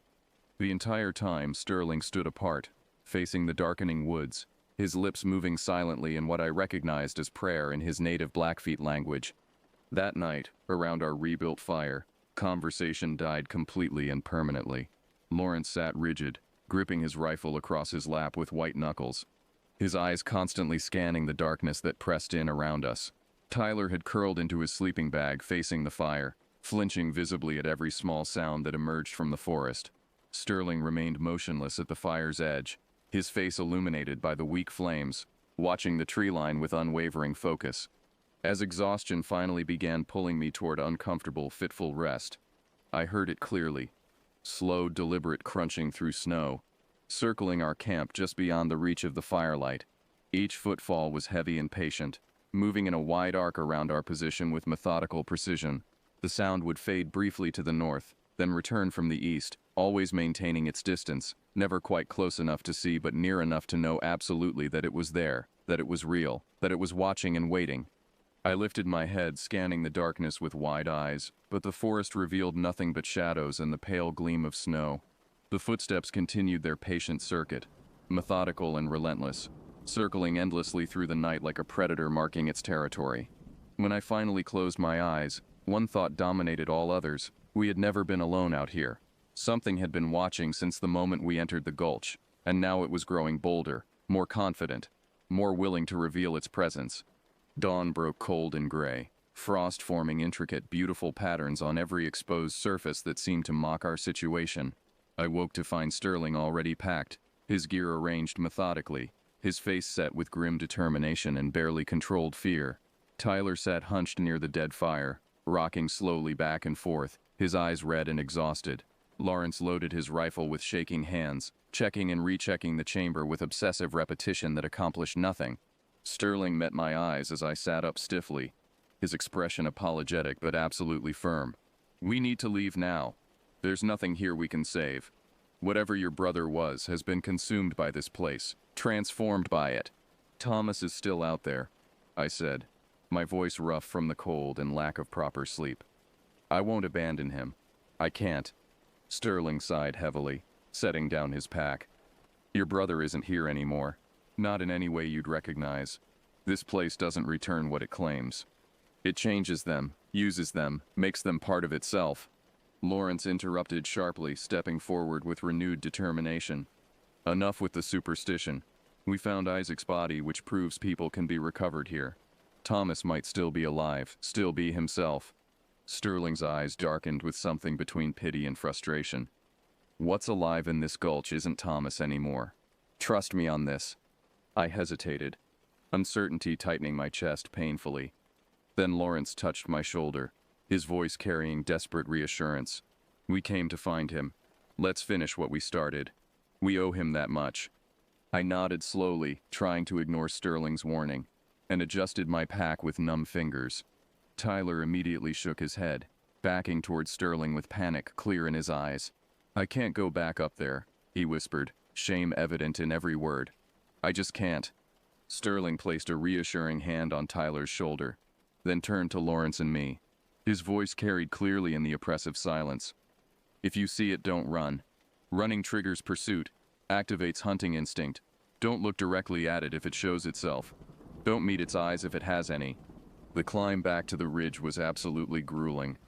Neither Lawrence nor I spoke at all, our breathing heavy in the thin, brutal air. He led with his rifle ready, scanning constantly, his professional training warring with obvious, barely controlled fear. My thoughts spiraled downward, dread gnawing at my resolve with each painful step. As we crested the ridge where we'd found Isaac, we both froze simultaneously. The forest had changed dramatically overnight. Branches had been broken deliberately, arranged in a crude circle around the entire area. Limbs twisted at physically impossible angles to form grotesque skeletal sculptures that seemed to watch us.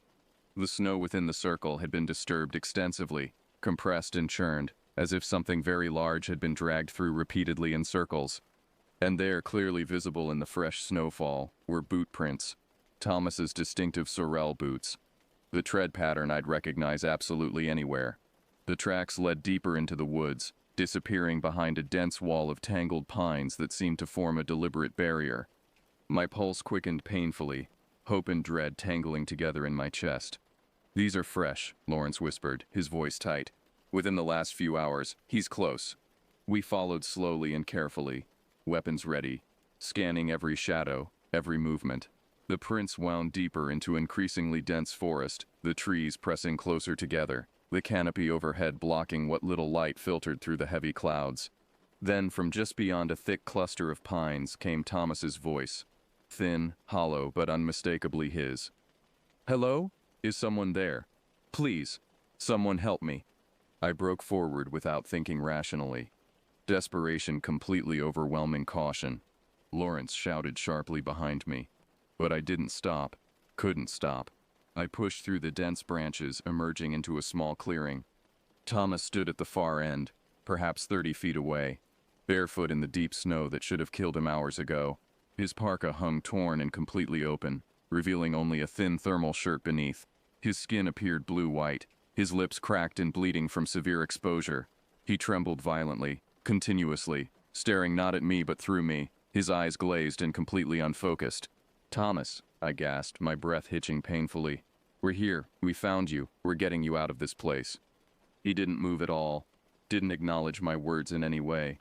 Instead, his eyes widened suddenly, focused on something behind me, and his face transformed into an expression of absolute, pure terror. A sound erupted from the forest behind us. Not quite a roar, not quite a scream, but something between them that shouldn't exist. A guttural, resonant bellow that seemed to vibrate through my chest cavity, shaking my bones, rattling my teeth. It was the sound of something massive, something that didn't belong in any taxonomy I understood or could comprehend. Lawrence spun around, rifle raised, firing blindly into the trees with desperate panic. The shots echoed uselessly, seeming to be swallowed by the forest before they could travel. I grabbed Thomas's arm. His skin felt like solid ice through my glove, wrong in ways I couldn't articulate, and pulled him toward me with all my strength. He moved mechanically, offering no resistance but no help either, like a sleepwalker being guided through a nightmare. "Run," Lawrence screamed, ejecting his spent magazine and fumbling desperately for another with shaking hands. I dragged Thomas forward, stumbling through the snow, my heart hammering so violently I thought it might actually burst through my ribs. Behind me, I heard Lawrence scream, a raw, agonized sound that cut off abruptly and completely, replaced by a horrible, wet tearing noise and then absolute silence. I didn't turn back. Couldn't turn back. Wouldn't turn back. We crashed through the trees, sliding and falling repeatedly down the slope toward where Sterling and Tyler waited with the snowmobiles. Branches tore at my clothes, ripped my skin, drew blood. Snow filled my boots, soaked my clothes. My lungs burned in the freezing air. Sterling rushed to meet us, his eyes wide with urgent terror. "Keep moving," he shouted, gripping Thomas's other arm firmly, pulling us both toward the waiting machines. Behind us, the forest exploded with the sound of massive branches snapping like gunshots. Something huge pursuing through the dense undergrowth with deliberate purpose, not running, walking, moving with patient, methodical purpose, knowing we couldn't truly escape. Tyler had already started the snowmobiles, their engines roaring to life, shattering the oppressive silence completely. Sterling shoved Thomas roughly onto the sled behind Tyler, then turned sharply toward the trees, chanting urgently in Blackfeet, his voice rising above the engine noise. He pulled his knife, cutting his palm deeply and letting blood drip onto the snow while continuing his desperate prayer. "Go," he commanded, pushing me toward the remaining sled. "Now, don't look back." I hesitated only one terrible second before climbing on, looking back just long enough to see Sterling facing the dark trees, knife raised, blood running freely down his hand, his voice strong and defiant as he chanted prayers in a language older than English, older than this country. Then we were moving, racing away from Snowshoe Gulch, the forest blurring around us into meaningless shapes. We rode hard and recklessly, not slowing for obstacles, taking risks we'd normally never attempt. Tyler led, Thomas clinging mechanically to his back without awareness. I followed, my hands completely numb on the controls, my mind refusing to process what had happened, what we'd left behind. We didn't stop until we reached the main trail, miles from the gulch in open terrain where the sky was finally visible overhead. Only then did Tyler kill his engine. I slid off my sled, legs shaking so badly I nearly collapsed into the snow. I turned slowly to Thomas. He sat motionless on the sled, eyes distant and unfocused, his lips moving silently in constant repetition. I moved closer, trying to hear what he was saying, what he was repeating over and over. "It watches through the bones," he whispered mechanically. "It watches through the bones. Never closes its eyes, never stops watching, never sleeps. It watches through the bones." 2 days later, Thomas was found by a county road crew, wandering barefoot and incoherent down Highway 83, 15 miles from Snowshoe Gulch. He remembered nothing coherent or useful, offering only fractured whispers about the Tall One and the consumer of men. Lawrence's body was never recovered despite extensive searches. Sterling never came out of the gulch, though they searched for 3 weeks. 6 terrible weeks passed before I could bring myself to visit Thomas at the psychiatric facility in Missoula. He'd been diagnosed with severe trauma-induced dissociation, permanent hypothermia damage to his extremities requiring partial amputation of 3 toes, and what the doctors clinically called acute delusional disorder with paranoid features.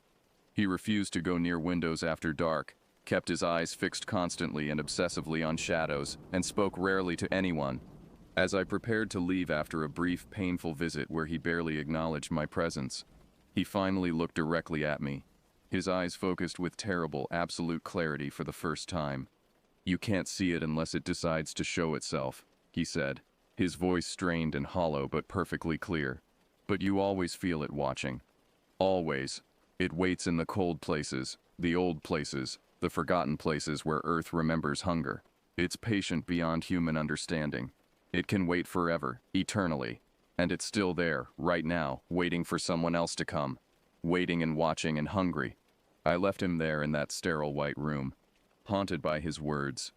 knowing with absolute certainty that whatever we had awakened in Snowshoe Gulch remained, patient and hungry, and watching silently from the shadows between the trees, waiting with infinite patience for the next person foolish enough to enter its ancient, terrible domain.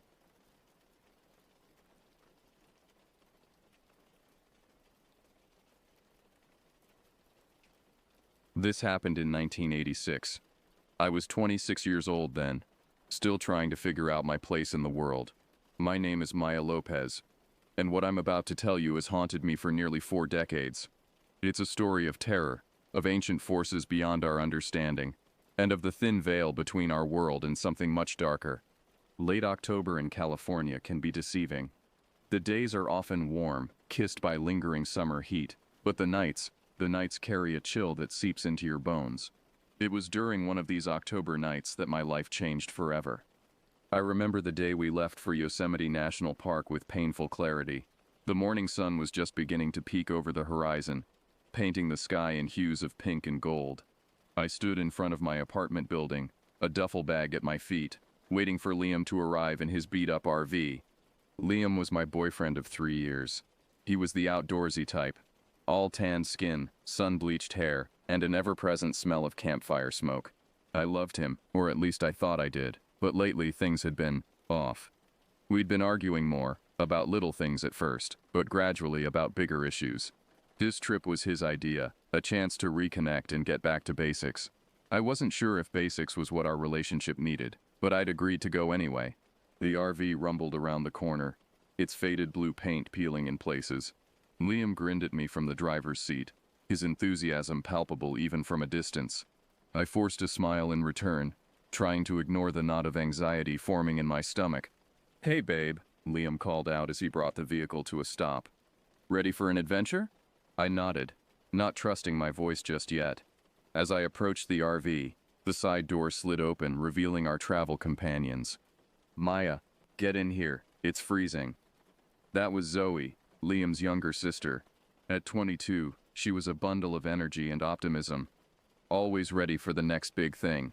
Her long dark hair was pulled back in a messy bun, and her green eyes sparkled with excitement.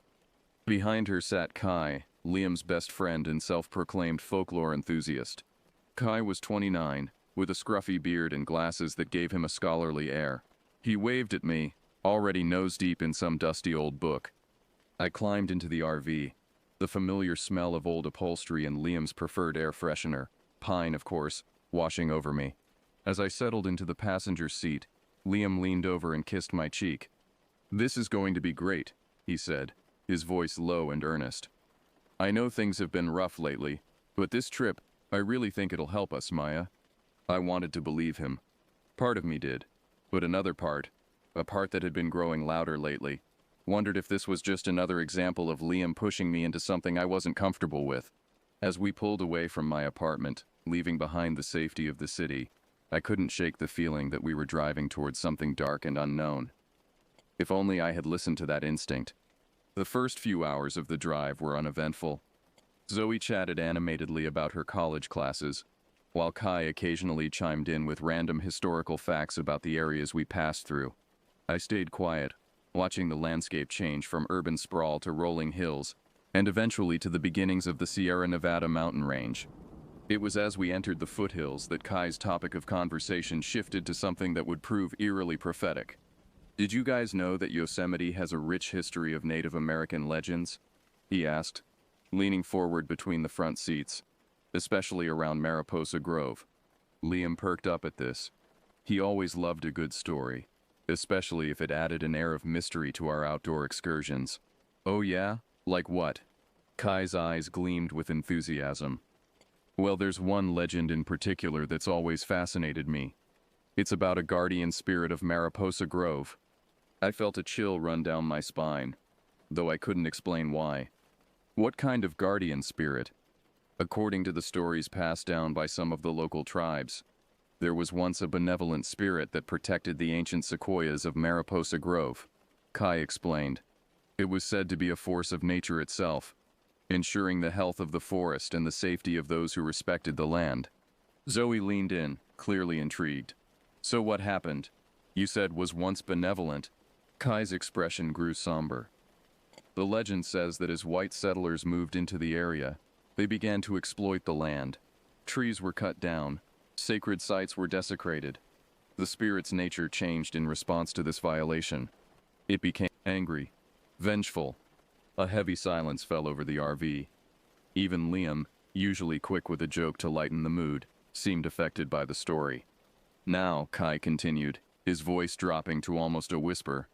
They say the spirit still guards the grove, but with a twisted purpose. It's said to curse those who disrespect the forest, luring them deep into the woods where they're never seen again. I shivered involuntarily. That's just a story though, right? I mean, there's no actual evidence of anything like that? Kai shrugged. Who knows? But I can tell you this. A lot of locals won't go into Mariposa Grove after dark. And there are reports here and there of hikers going missing. Nothing concrete, but enough to make you wonder. Liam laughed, but it sounded forced. Come on, man. You're gonna freak Maya out before we even get there. It's just an old legend. But as I looked out the window at the darkening sky, the trees growing denser as we approached Yosemite, I couldn't shake the feeling that we were driving into something far more dangerous than a simple camping trip. Little did I know then just how right that feeling would prove to be. We arrived at the Yosemite National Park entrance just as the sun was beginning to dip below the horizon. The park ranger who greeted us looked tired, his eyes shadowed by the brim of his hat. You folks heading to a campground? He asked, glancing at our RV. Liam nodded.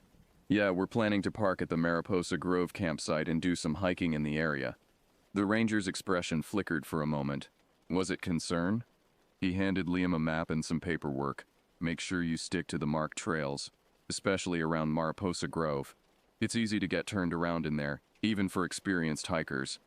As we drove away, I couldn't help but notice the ranger watching us in the rearview mirror, his figure growing smaller but no less ominous.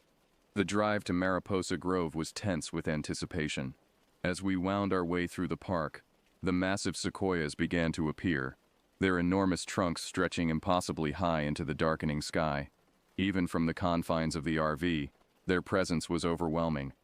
We reached the campground just as true darkness fell. Liam maneuvered the RV into a spot, and we all piled out, stretching our legs after the long drive. Oh wow, Zoe breathed, staring up at the trees surrounding us. They're even bigger than I imagined. Kai was already pulling out his camera, snapping photos in the fading light. Some of these trees are over 2,000 years old, he said. Just think about all they've seen. I shivered, pulling my jacket tighter around me. The temperature had dropped significantly, and there was a stillness in the air that felt unnatural. No bird song, no rustling of small animals in the underbrush, just silence. Liam came up behind me, wrapping his arms around my waist. You okay, babe? You've been quiet. I leaned back into him, seeking comfort in his familiar warmth. Yeah, I'm fine. Just tired from the drive, I guess. He kissed the top of my head. Let's get some food in you. I'll start a fire. As Liam busied himself with the campfire and Zoe helped unpack our supplies, I found myself drawn to the edge of our campsite. The trees seemed to loom larger here, their massive trunks disappearing into the darkness above. I squinted trying to make out their tops when a movement caught my eye. For a split second, I could have sworn I saw something move between the trees, a flash of pale skin, or perhaps antlers. But when I blinked, it was gone. Maya. Kai's voice made me jump. He was standing a few feet away, a concerned look on his face. Everything all right? I shook my head, trying to clear it.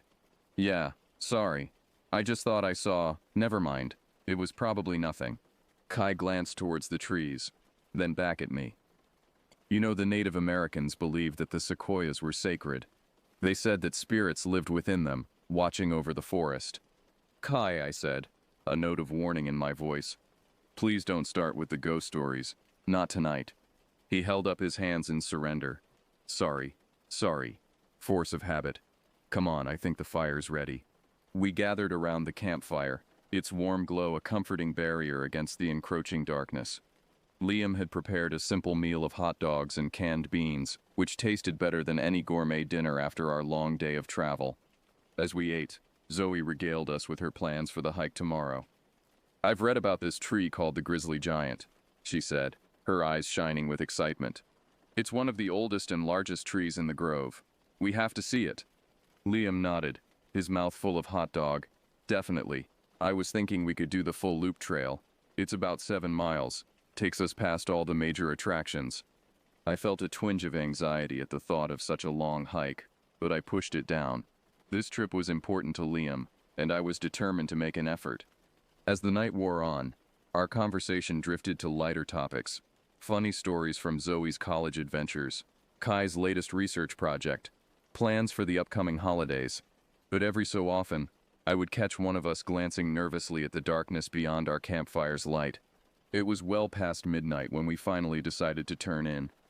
Liam and I took the RV's small bedroom, while Zoe and Kai set up sleeping bags in the main area.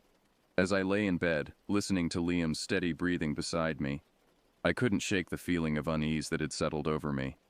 The silence outside was oppressive, broken only by the occasional creak of branches in the wind. Just as I was finally drifting off to sleep, a sound cut through the night. A long, low whistle, almost musical in nature. My eyes snapped open, heart pounding. "Liam," I whispered, shaking his shoulder. "Liam, did you hear that?" He mumbled something incoherent, still mostly asleep. The whistle came again, closer this time. It didn't sound like any bird or animal I'd ever heard. There was something almost human about it, but distorted, wrong somehow. I lay there rigid with fear, straining my ears. But the sound didn't come again, and eventually, exhaustion overcame my terror, pulling me into a fitful sleep. I dreamed of trees that moved, of antlered figures dancing in moonlight, and of a voice that whispered my name from the darkness. When I woke the next morning, the dream clung to me like cobwebs, leaving me with a sense of foreboding I couldn't shake. Little did I know, it was only the beginning of our nightmare in Mariposa Grove. The next morning dawned crisp and clear. As I stepped out of the RV, the air held that particular autumn chill that seems to awaken every sense. The sequoias towered around us, their massive trunks glowing a warm reddish-brown in the early morning light. Liam was already up, tending to a small campfire and brewing coffee in a battered percolator. He looked up as I approached, flashing me that boyish grin that had first drawn me to him. "Morning, sleepyhead," he said, handing me a steaming mug. "Sleep okay?" I hesitated, the memory of that strange whistle still fresh in my mind, but in the light of day, it seemed foolish, almost embarrassing. "Yeah, fine," I lied, taking a sip of coffee. It was strong and bitter, just the way I liked it. Zoe emerged from the RV next, her hair a tangled mess and eyes still heavy with sleep. "Coffee," she mumbled, making grabby hands at the pot. Kai was the last to join us, looking surprisingly alert. He had his nose buried in a trail guide, occasionally muttering to himself and making notes. As we ate a quick breakfast of instant oatmeal and dried fruit, Liam laid out the plan for the day. "So I figured we'd start with the Grizzly Giant Loop Trail," he said, pointing to a spot on the map spread out before us. "It's about a 2-mile hike. Should take us past some of the most famous trees in the grove." Zoe clapped her hands excitedly. "Including the Grizzly Giant itself, right?" Liam nodded. "Yep, and the California tunnel tree too." I tried to muster some enthusiasm, but my stomach was churning with anxiety. Something about this place felt off. I couldn't put my finger on it, but there was a heaviness in the air, a sense of being watched. We packed our day packs with water, snacks, and first aid supplies. Kai insisted on bringing his bulky camera equipment, despite Liam's protests about the extra weight. As we set off down the trail, I found myself hanging back slightly, my eyes darting from tree to tree. The sequoias were undeniably beautiful, their massive trunks stretching so high that I had to crane my neck to see where they disappeared into the canopy. But there was something almost oppressive about their size, as if they were pressing in around us. Kai fell into step beside me, his voice low. "You feel it too, don't you?" I glanced at him sharply. "Feel what?" He gestured vaguely at our surroundings. "This place." "There's something, I don't know, powerful about it. Ancient."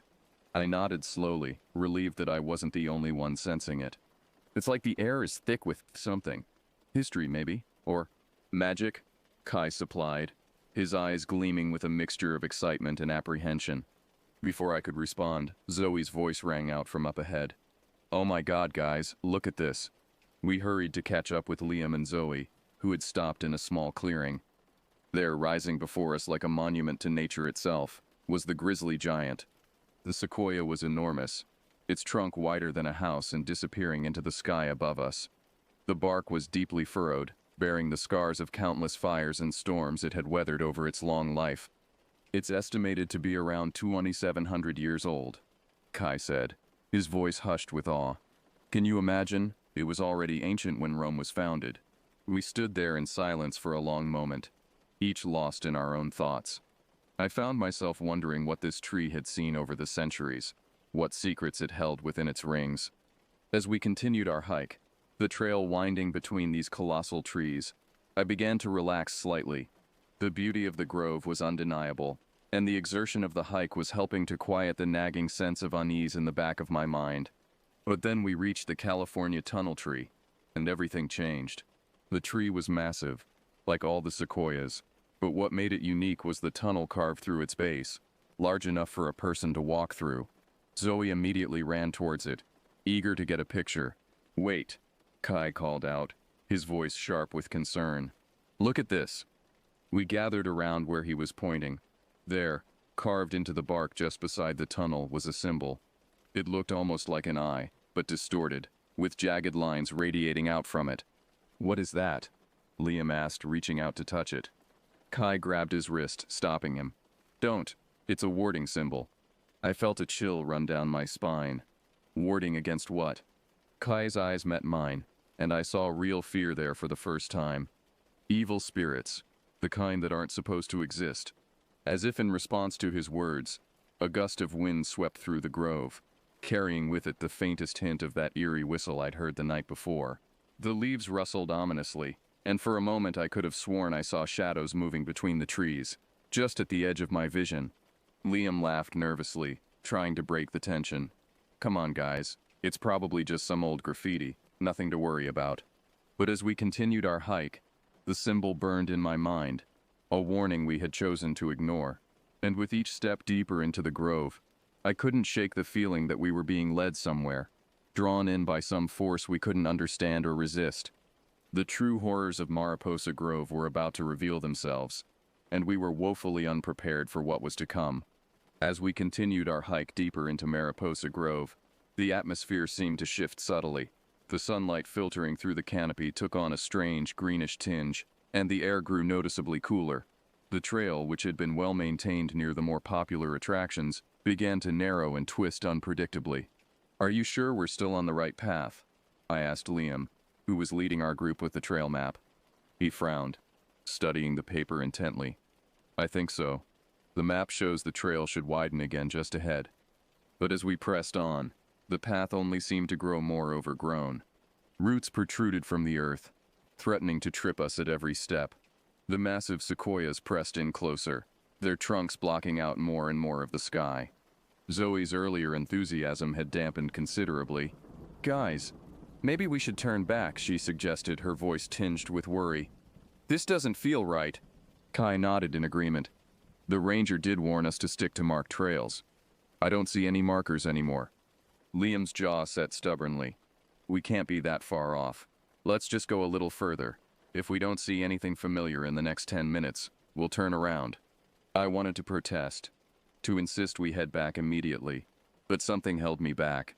It was as if a fog had settled over my mind, dulling my instincts. So instead I nodded silently, and we pressed on. As we walked, I noticed more symbols carved into the trees, eyes, spirals, and other shapes I couldn't decipher. They seemed to be growing more frequent and more complex.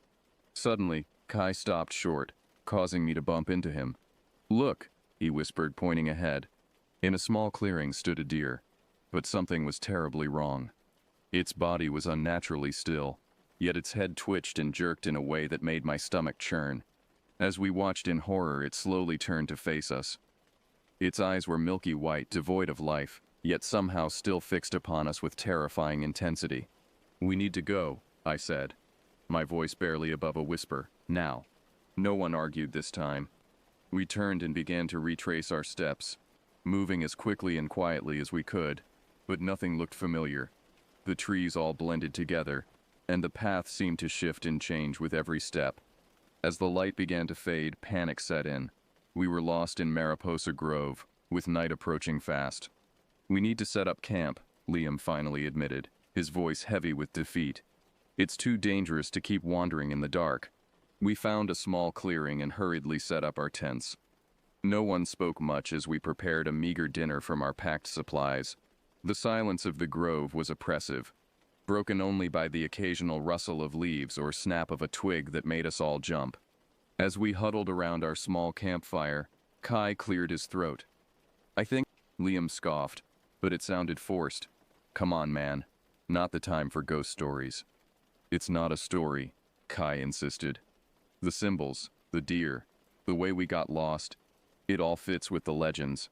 The spirit of the grove is real, and I think we've angered it somehow." Before anyone could respond, a sound cut through the night, that same eerie whistle I'd heard before, but louder now and seemingly coming from all directions at once. Zoe whimpered, pressing closer to her brother. "What is that?" "Don't listen to it," Kai warned. "In the stories, the spirit uses sounds to lure people away." But even as he spoke, I felt a strange pull. The whistle was forming patterns, almost like words just on the edge of comprehension. I found myself standing, taking a step towards the darkness beyond our fire's light. "Maya!" Liam's voice snapped me back to reality. He was gripping my arm, his face pale with fear. "What are you doing?" I blinked, disoriented. I don't know. I thought I heard." A twig snapped loudly in the darkness, and we all spun towards the sound. There, just at the edge of the firelight, stood a figure. It was tall, inhumanly so, with a body that seemed to shift and waver like smoke. Atop its head were massive antlers, branching out like the limbs of the sequoias themselves.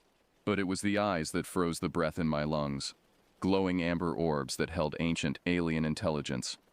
For a long moment, no one moved. Then, slowly, deliberately, the figure raised a long, spindly arm and pointed directly at me.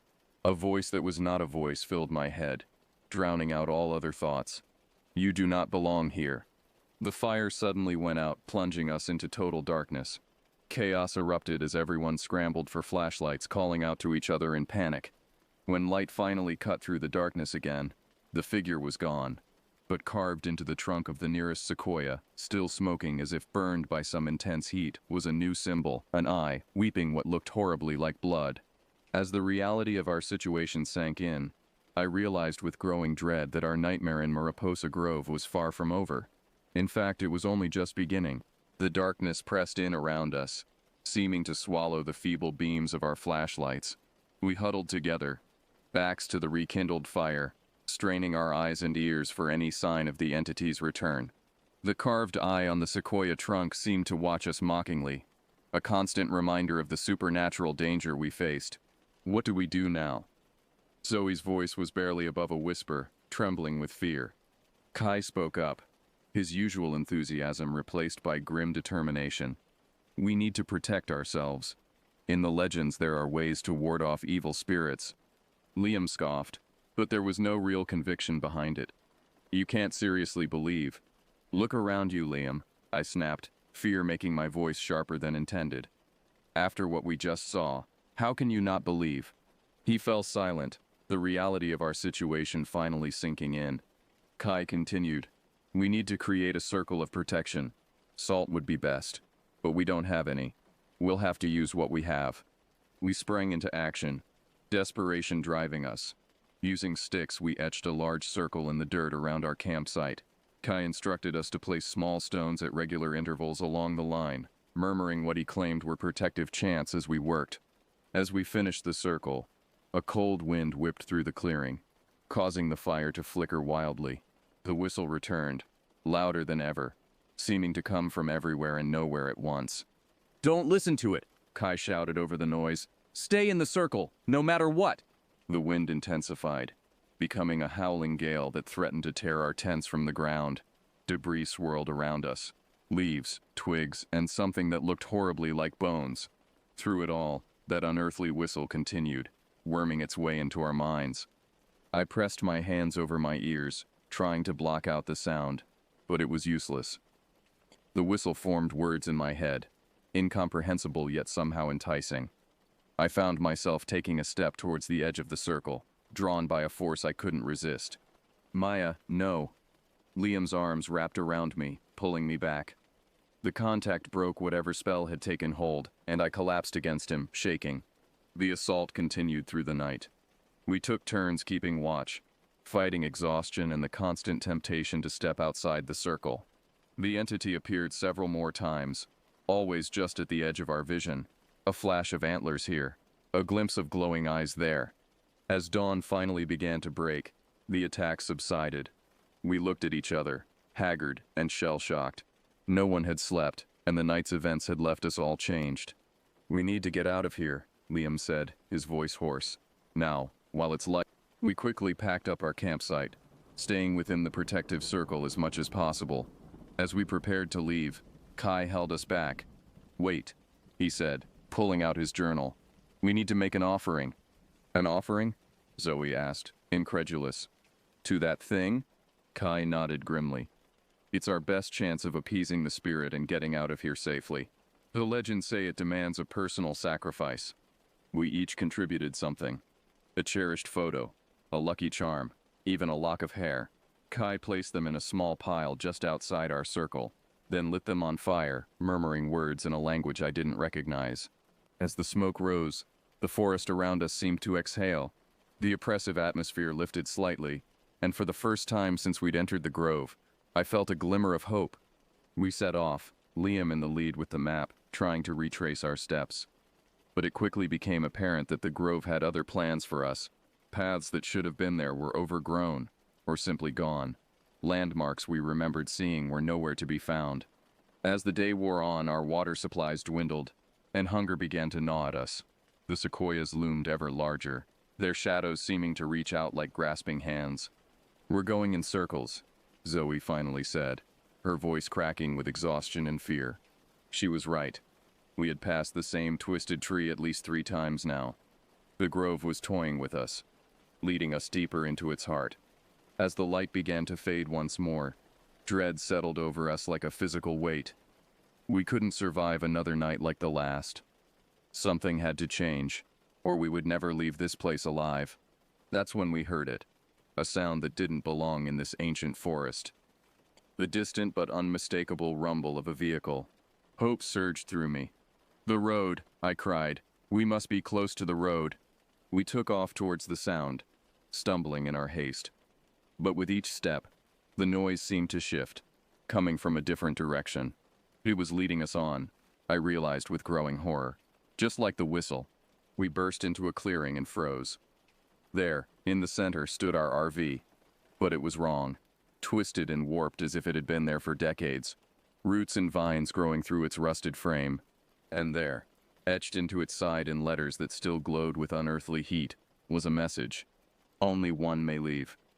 The truth hit us like a physical blow. The spirit of Mariposa Grove wasn't just trying to scare us away. It was never going to let us all escape. It wanted a sacrifice, a real one this time. As night fell once more, we huddled in the twisted remnants of our RV, the enormity of our situation crushing down upon us. We had to make an impossible choice, and time was running out. The long night ahead promised to be one of difficult decisions, fraying sanity, and the ultimate test of our humanity. And through it all, the ancient sequoias would watch, silent sentinels to our struggle for survival. The interior of the twisted RV was a mockery of the comfortable space we'd left behind. Rust ate away at the walls, and the acrid smell of decay filled our nostrils. We huddled together on what remained of the fold-out couch, the gravity of our situation weighing heavily upon us. "This can't be real," Zoe whispered, her eyes wide with disbelief. "We can't actually be expected to choose who lives and who dies," Kai finished grimly. He ran a hand through his disheveled hair, his scholarly demeanor crumbling under the strain. "But that's exactly what the spirit wants." Liam paced the small space, his movements jerky and agitated. No way, we are not playing by its rules. There has to be another way out of this." I wanted to believe him, but hope felt like a distant memory. The grove had stripped away our illusions, leaving only harsh reality. "What if there isn't?" I asked softly. "What if this is our only choice?" The silence that followed was deafening. We couldn't look at each other, each lost in our own thoughts. Who among us was worthy of survival? Who would we condemn to death? As if sensing our turmoil, the forest outside came alive with sound. That haunting whistle returned, accompanied by the creaking of massive trunks and the rustling of countless leaves. It was as if the entire grove was laughing at our predicament. Suddenly, Liam slammed his fist against the rusted wall. "This is insane. We're not murderers. We're not going to sacrifice one of us to some..." His outburst sparked a heated debate. Kai argued that we needed to appease the spirit to have any chance of survival. Zoe tearfully suggested we draw straws to make it fair. I remained silent, torn between the instinct for self-preservation and the horror of what we were considering. As our arguments grew more intense, the RV began to change around us. The rust spread visibly, eating away at the metal. Roots burst through the floor, twisting and writhing like living things. The message on the wall pulsed with an eerie light, a constant reminder of our grim choice. Hours passed, and exhaustion began to take its toll. Our discussions turned circular, tempers flared, and paranoia set in. Every rustle outside made us jump, convinced the spirit was coming to claim its prize. It was Kai who finally broke. "I'll do it," he said quietly, his voice barely audible over the constant whispers of the forest. "I'll stay behind." We all stared at him in shock. Kai, no, I began, but he held up a hand to stop me. Think about it. I'm the one who knows the most about this spirit, about the legends. Maybe I can find a way to appease it, to end this cycle, and if not, he swallowed hard. At least the rest of you will have a chance to live. The silence that followed was devastating. Part of me wanted to argue, to insist we find another way, but another part, a part I wasn't proud of, felt relief. Relief that it wouldn't be me. Relief that we might finally escape this nightmare. Liam was the first to speak. "We can't ask you to do this, man. It's not right." Kai managed a weak smile. "You're not asking, I'm offering. Please, let me do this one good thing." As dawn broke, casting sickly green light through the warped windows of the RV, we made our preparations. Kai gave us his research notes, making us promise to share what had happened here, to warn others. We embraced him, tears flowing freely, the weight of what we were about to do settling over us like a shroud. When we stepped outside, the forest had changed once more. A clear path stretched before us, leading away from the twisted RV and Kai. The whistle had stopped, replaced by an expectant silence. "Go," Kai said, his voice stronger than I'd ever heard it. "Don't look back." With heavy hearts, we began to walk. I fought the urge to turn around, to take one last look at our friend. But I knew if I did, I might not have the strength to leave. As we followed the path, the oppressive atmosphere of the grove began to lift. The trees thinned out, and I could see glimpses of blue sky above. Hope, fragile but persistent, began to bloom in my chest. And then we heard it. A scream. Distant but unmistakably Kai's. Filled with terror and pain. It cut off abruptly, leaving a silence more horrifying than any sound. We ran then, our feet pounding against the earth, driven by fear and guilt and the desperate need to escape. The path seemed endless, but finally, mercifully, we burst out of the tree line. The ranger station stood before us, solid and real. We collapsed on the ground, gasping for air, unable to believe we had actually made it out. But as park rangers rushed to our aid, peppering us with questions we couldn't begin to answer, I knew the truth. We might have escaped the grove, but we would never truly leave it behind. The choice we made, the friend we left behind, these things would haunt us for the rest of our lives. And somewhere in the depths of Mariposa Grove, among the ancient sequoias, a spirit waited for the next group of unsuspecting hikers to wander too far off the path, to become ensnared in its ancient, terrible game. The nightmare might be over for us, but for others it was only a matter of time before it began anew. The days following our escape from Mariposa Grove passed in a blur of police interviews, medical examinations, and frantic calls from worried family members. We told our story countless times, first to the park rangers, then to local law enforcement, and finally to a pair of stone-faced FBI agents who listened with barely concealed skepticism. No one believed us, of course. How could they? Our tale of an ancient vengeful spirit and a friend willingly sacrificed sounded like the ravings of trauma-induced madness. The official report listed Kai as missing, presumed dead from exposure or animal attack. Search parties combed the grove but found no trace of him or the twisted RV we described. Liam, Zoe, and I clung to each other in those early days, bound by our shared experience and the weight of our terrible secret. But as time passed, the strain began to show. Zoe retreated into herself, barely speaking and jumping at every sudden noise. Liam threw himself into planning search expeditions, convinced we could still save Kai if we just tried hard enough. I found myself caught in the middle, torn between the need to move on and the guilt that gnawed at me day and night. The memory of Kai's final scream haunted my dreams, and I couldn't shake the feeling that we had left him to a fate worse than death. A month after our return, I sat alone in my apartment, staring at the blinking cursor on my laptop screen.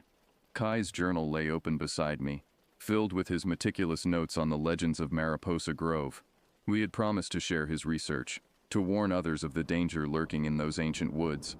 But every time I tried to write, the words failed me. How could I possibly convey the horror of what we had experienced? How could I make anyone understand the choice we had been forced to make? A soft knock at the door startled me from my thoughts. I opened it to find Liam standing there, looking haggard and unkempt. "Hey," he said, his voice rough. "Can I come in?" I nodded, stepping aside to let him enter. We sat on the couch, an uncomfortable silence stretching between us. Finally, Liam spoke. "I'm leaving tomorrow, going back to the Grove." My heart clenched with fear. "Liam, no, you can't go back there. It's too dangerous." He shook his head, a determined glint in his eye. "I have to, Maya. We left Kai behind. We have to make it right." "There's nothing to make right," I insisted, even as guilt churned in my stomach. "We did what we had to do to survive. Kai made his choice." "Did he?" Liam challenged. "Or did we make it for him? We could have found another way if we'd just tried harder." I wanted to argue, to make him see reason, but I knew it was pointless. The Grove had its hooks in him, just as it did in all of us. "What about Zoe?" I asked instead. Liam's expression softened slightly. "She's going to stay with our parents for a while. I think she needs professional help to deal with all this." I nodded, relieved that at least one of us was getting the support we so desperately needed. "Will you come with me?" Liam asked suddenly, hope flaring in his eyes. "Back to the Grove? We stand a better chance together." For a moment I was tempted. The pull of the Grove was strong, the need for answers, for closure, almost overwhelming. But then I remembered the terror, the hopelessness, the soul-crushing decisions we had been forced to make. "I can't," I said softly. "I'm sorry, Liam, but I can't go back there. Not ever." Disappointment and something darker flashed across his face. "I understand," he said, but I could hear the lie in his voice. We talked for a while longer, reminiscing about happier times, carefully avoiding any mention of our fateful trip. When Liam finally left, I knew with a painful certainty that it would be the last time I ever saw him. The next morning, I woke to a voicemail from Zoe. Liam had never made it to his hotel near Yosemite. His car had been found abandoned at the Mariposa Grove trailhead, a single set of footprints leading into the forest. As I listened to Zoe's tearful message, I felt a chill run down my spine. I knew, with a bone-deep certainty, that Liam would never be found. The Grove had reclaimed him, just as it had Kai. In that moment I made a decision. I opened my laptop and began to write. I poured out our story, every terrifying detail, every impossible choice. I included Kai's research, his warnings about the ancient spirit that guarded the sequoias. I wrote of the price we paid for our survival, of the friends we lost and the guilt we would carry forever. And I wrote a warning to anyone who might stumble upon this tale. Stay on the marked paths. Respect the ancient trees. And if you hear a whistle in the depths of Mariposa Grove, run, and don't look back. As I typed the final words, I felt a weight lift from my shoulders. I couldn't change what had happened, couldn't bring back those we had lost, but I could honor Kai's final wish. I could try to prevent others from suffering our fate. I don't know if anyone will believe this story. I'm not sure I would, if I hadn't lived through it myself, but I know the truth. And somewhere in the heart of Mariposa Grove, Among the towering sequoias that have stood watch for millennia, an ancient spirit waits and hungers, and remembers. 5 years have passed since that fateful trip to Mariposa Grove. 5 years of nightmares, therapy sessions, and trying to rebuild some semblance of a normal life. I published our story online, as I promised I would, but it was met with the expected mix of disbelief, ridicule, and accusations of attention-seeking. Zoe and I stayed in touch, bonded by our shared trauma. She never fully recovered from the experience, but with time and professional help, she learned to cope. We meet for coffee every few months, careful to steer our conversations away from the past we'd rather forget. I thought I had put it all behind me. I moved to a new city, started a new job, even began dating again, but the Grove was never far from my thoughts. It was a crisp autumn morning when I received the email. The subject line read, "Mariposa Grove, urgent." My hand trembled as I clicked to open it. The message was brief, sent from an anonymous email address. "Miss Lopez, I've read your account of what happened in Mariposa Grove. I believe you, because the same thing is happening again. Please, we need your help. Meet me at the Yosemite Visitor Center this Saturday at 10 a.m. You're our only hope. Jay." I stared at the screen, my heart pounding. Part of me wanted to delete the email, to pretend I'd never seen it, but I knew I couldn't. The guilt I'd carried for 5 years wouldn't let me. I booked a flight that same day. As I write this final entry, I'm sitting in a small motel room just outside Yosemite National Park. Tomorrow I'll meet this mysterious Jay and find out what's happening in Mariposa Grove. I don't know what I'll discover. I don't know if I'll be able to help or if I'm walking into another nightmare. But I do know this. I can't let what happened to Kai and Liam happen to anyone else. If there's even a chance I can prevent more lives from being lost to the spirit of the Grove, I have to try. To anyone reading this, if I don't return, know that I went willingly, and please, heed my warning. Stay on the marked paths, respect the ancient trees. And if you hear a whistle in the depths of Mariposa Grove, run, and don't look back. For those we lost, and those we might yet save. Maya Lopez. The laptop screen flickered, casting eerie shadows in the dimly lit motel room. Outside, the wind whispered through the trees, carrying with it the faintest hint of a familiar haunting melody. In Mariposa Grove, ancient sequoias stood silent sentinel, their massive trunks hiding secrets older than human memory.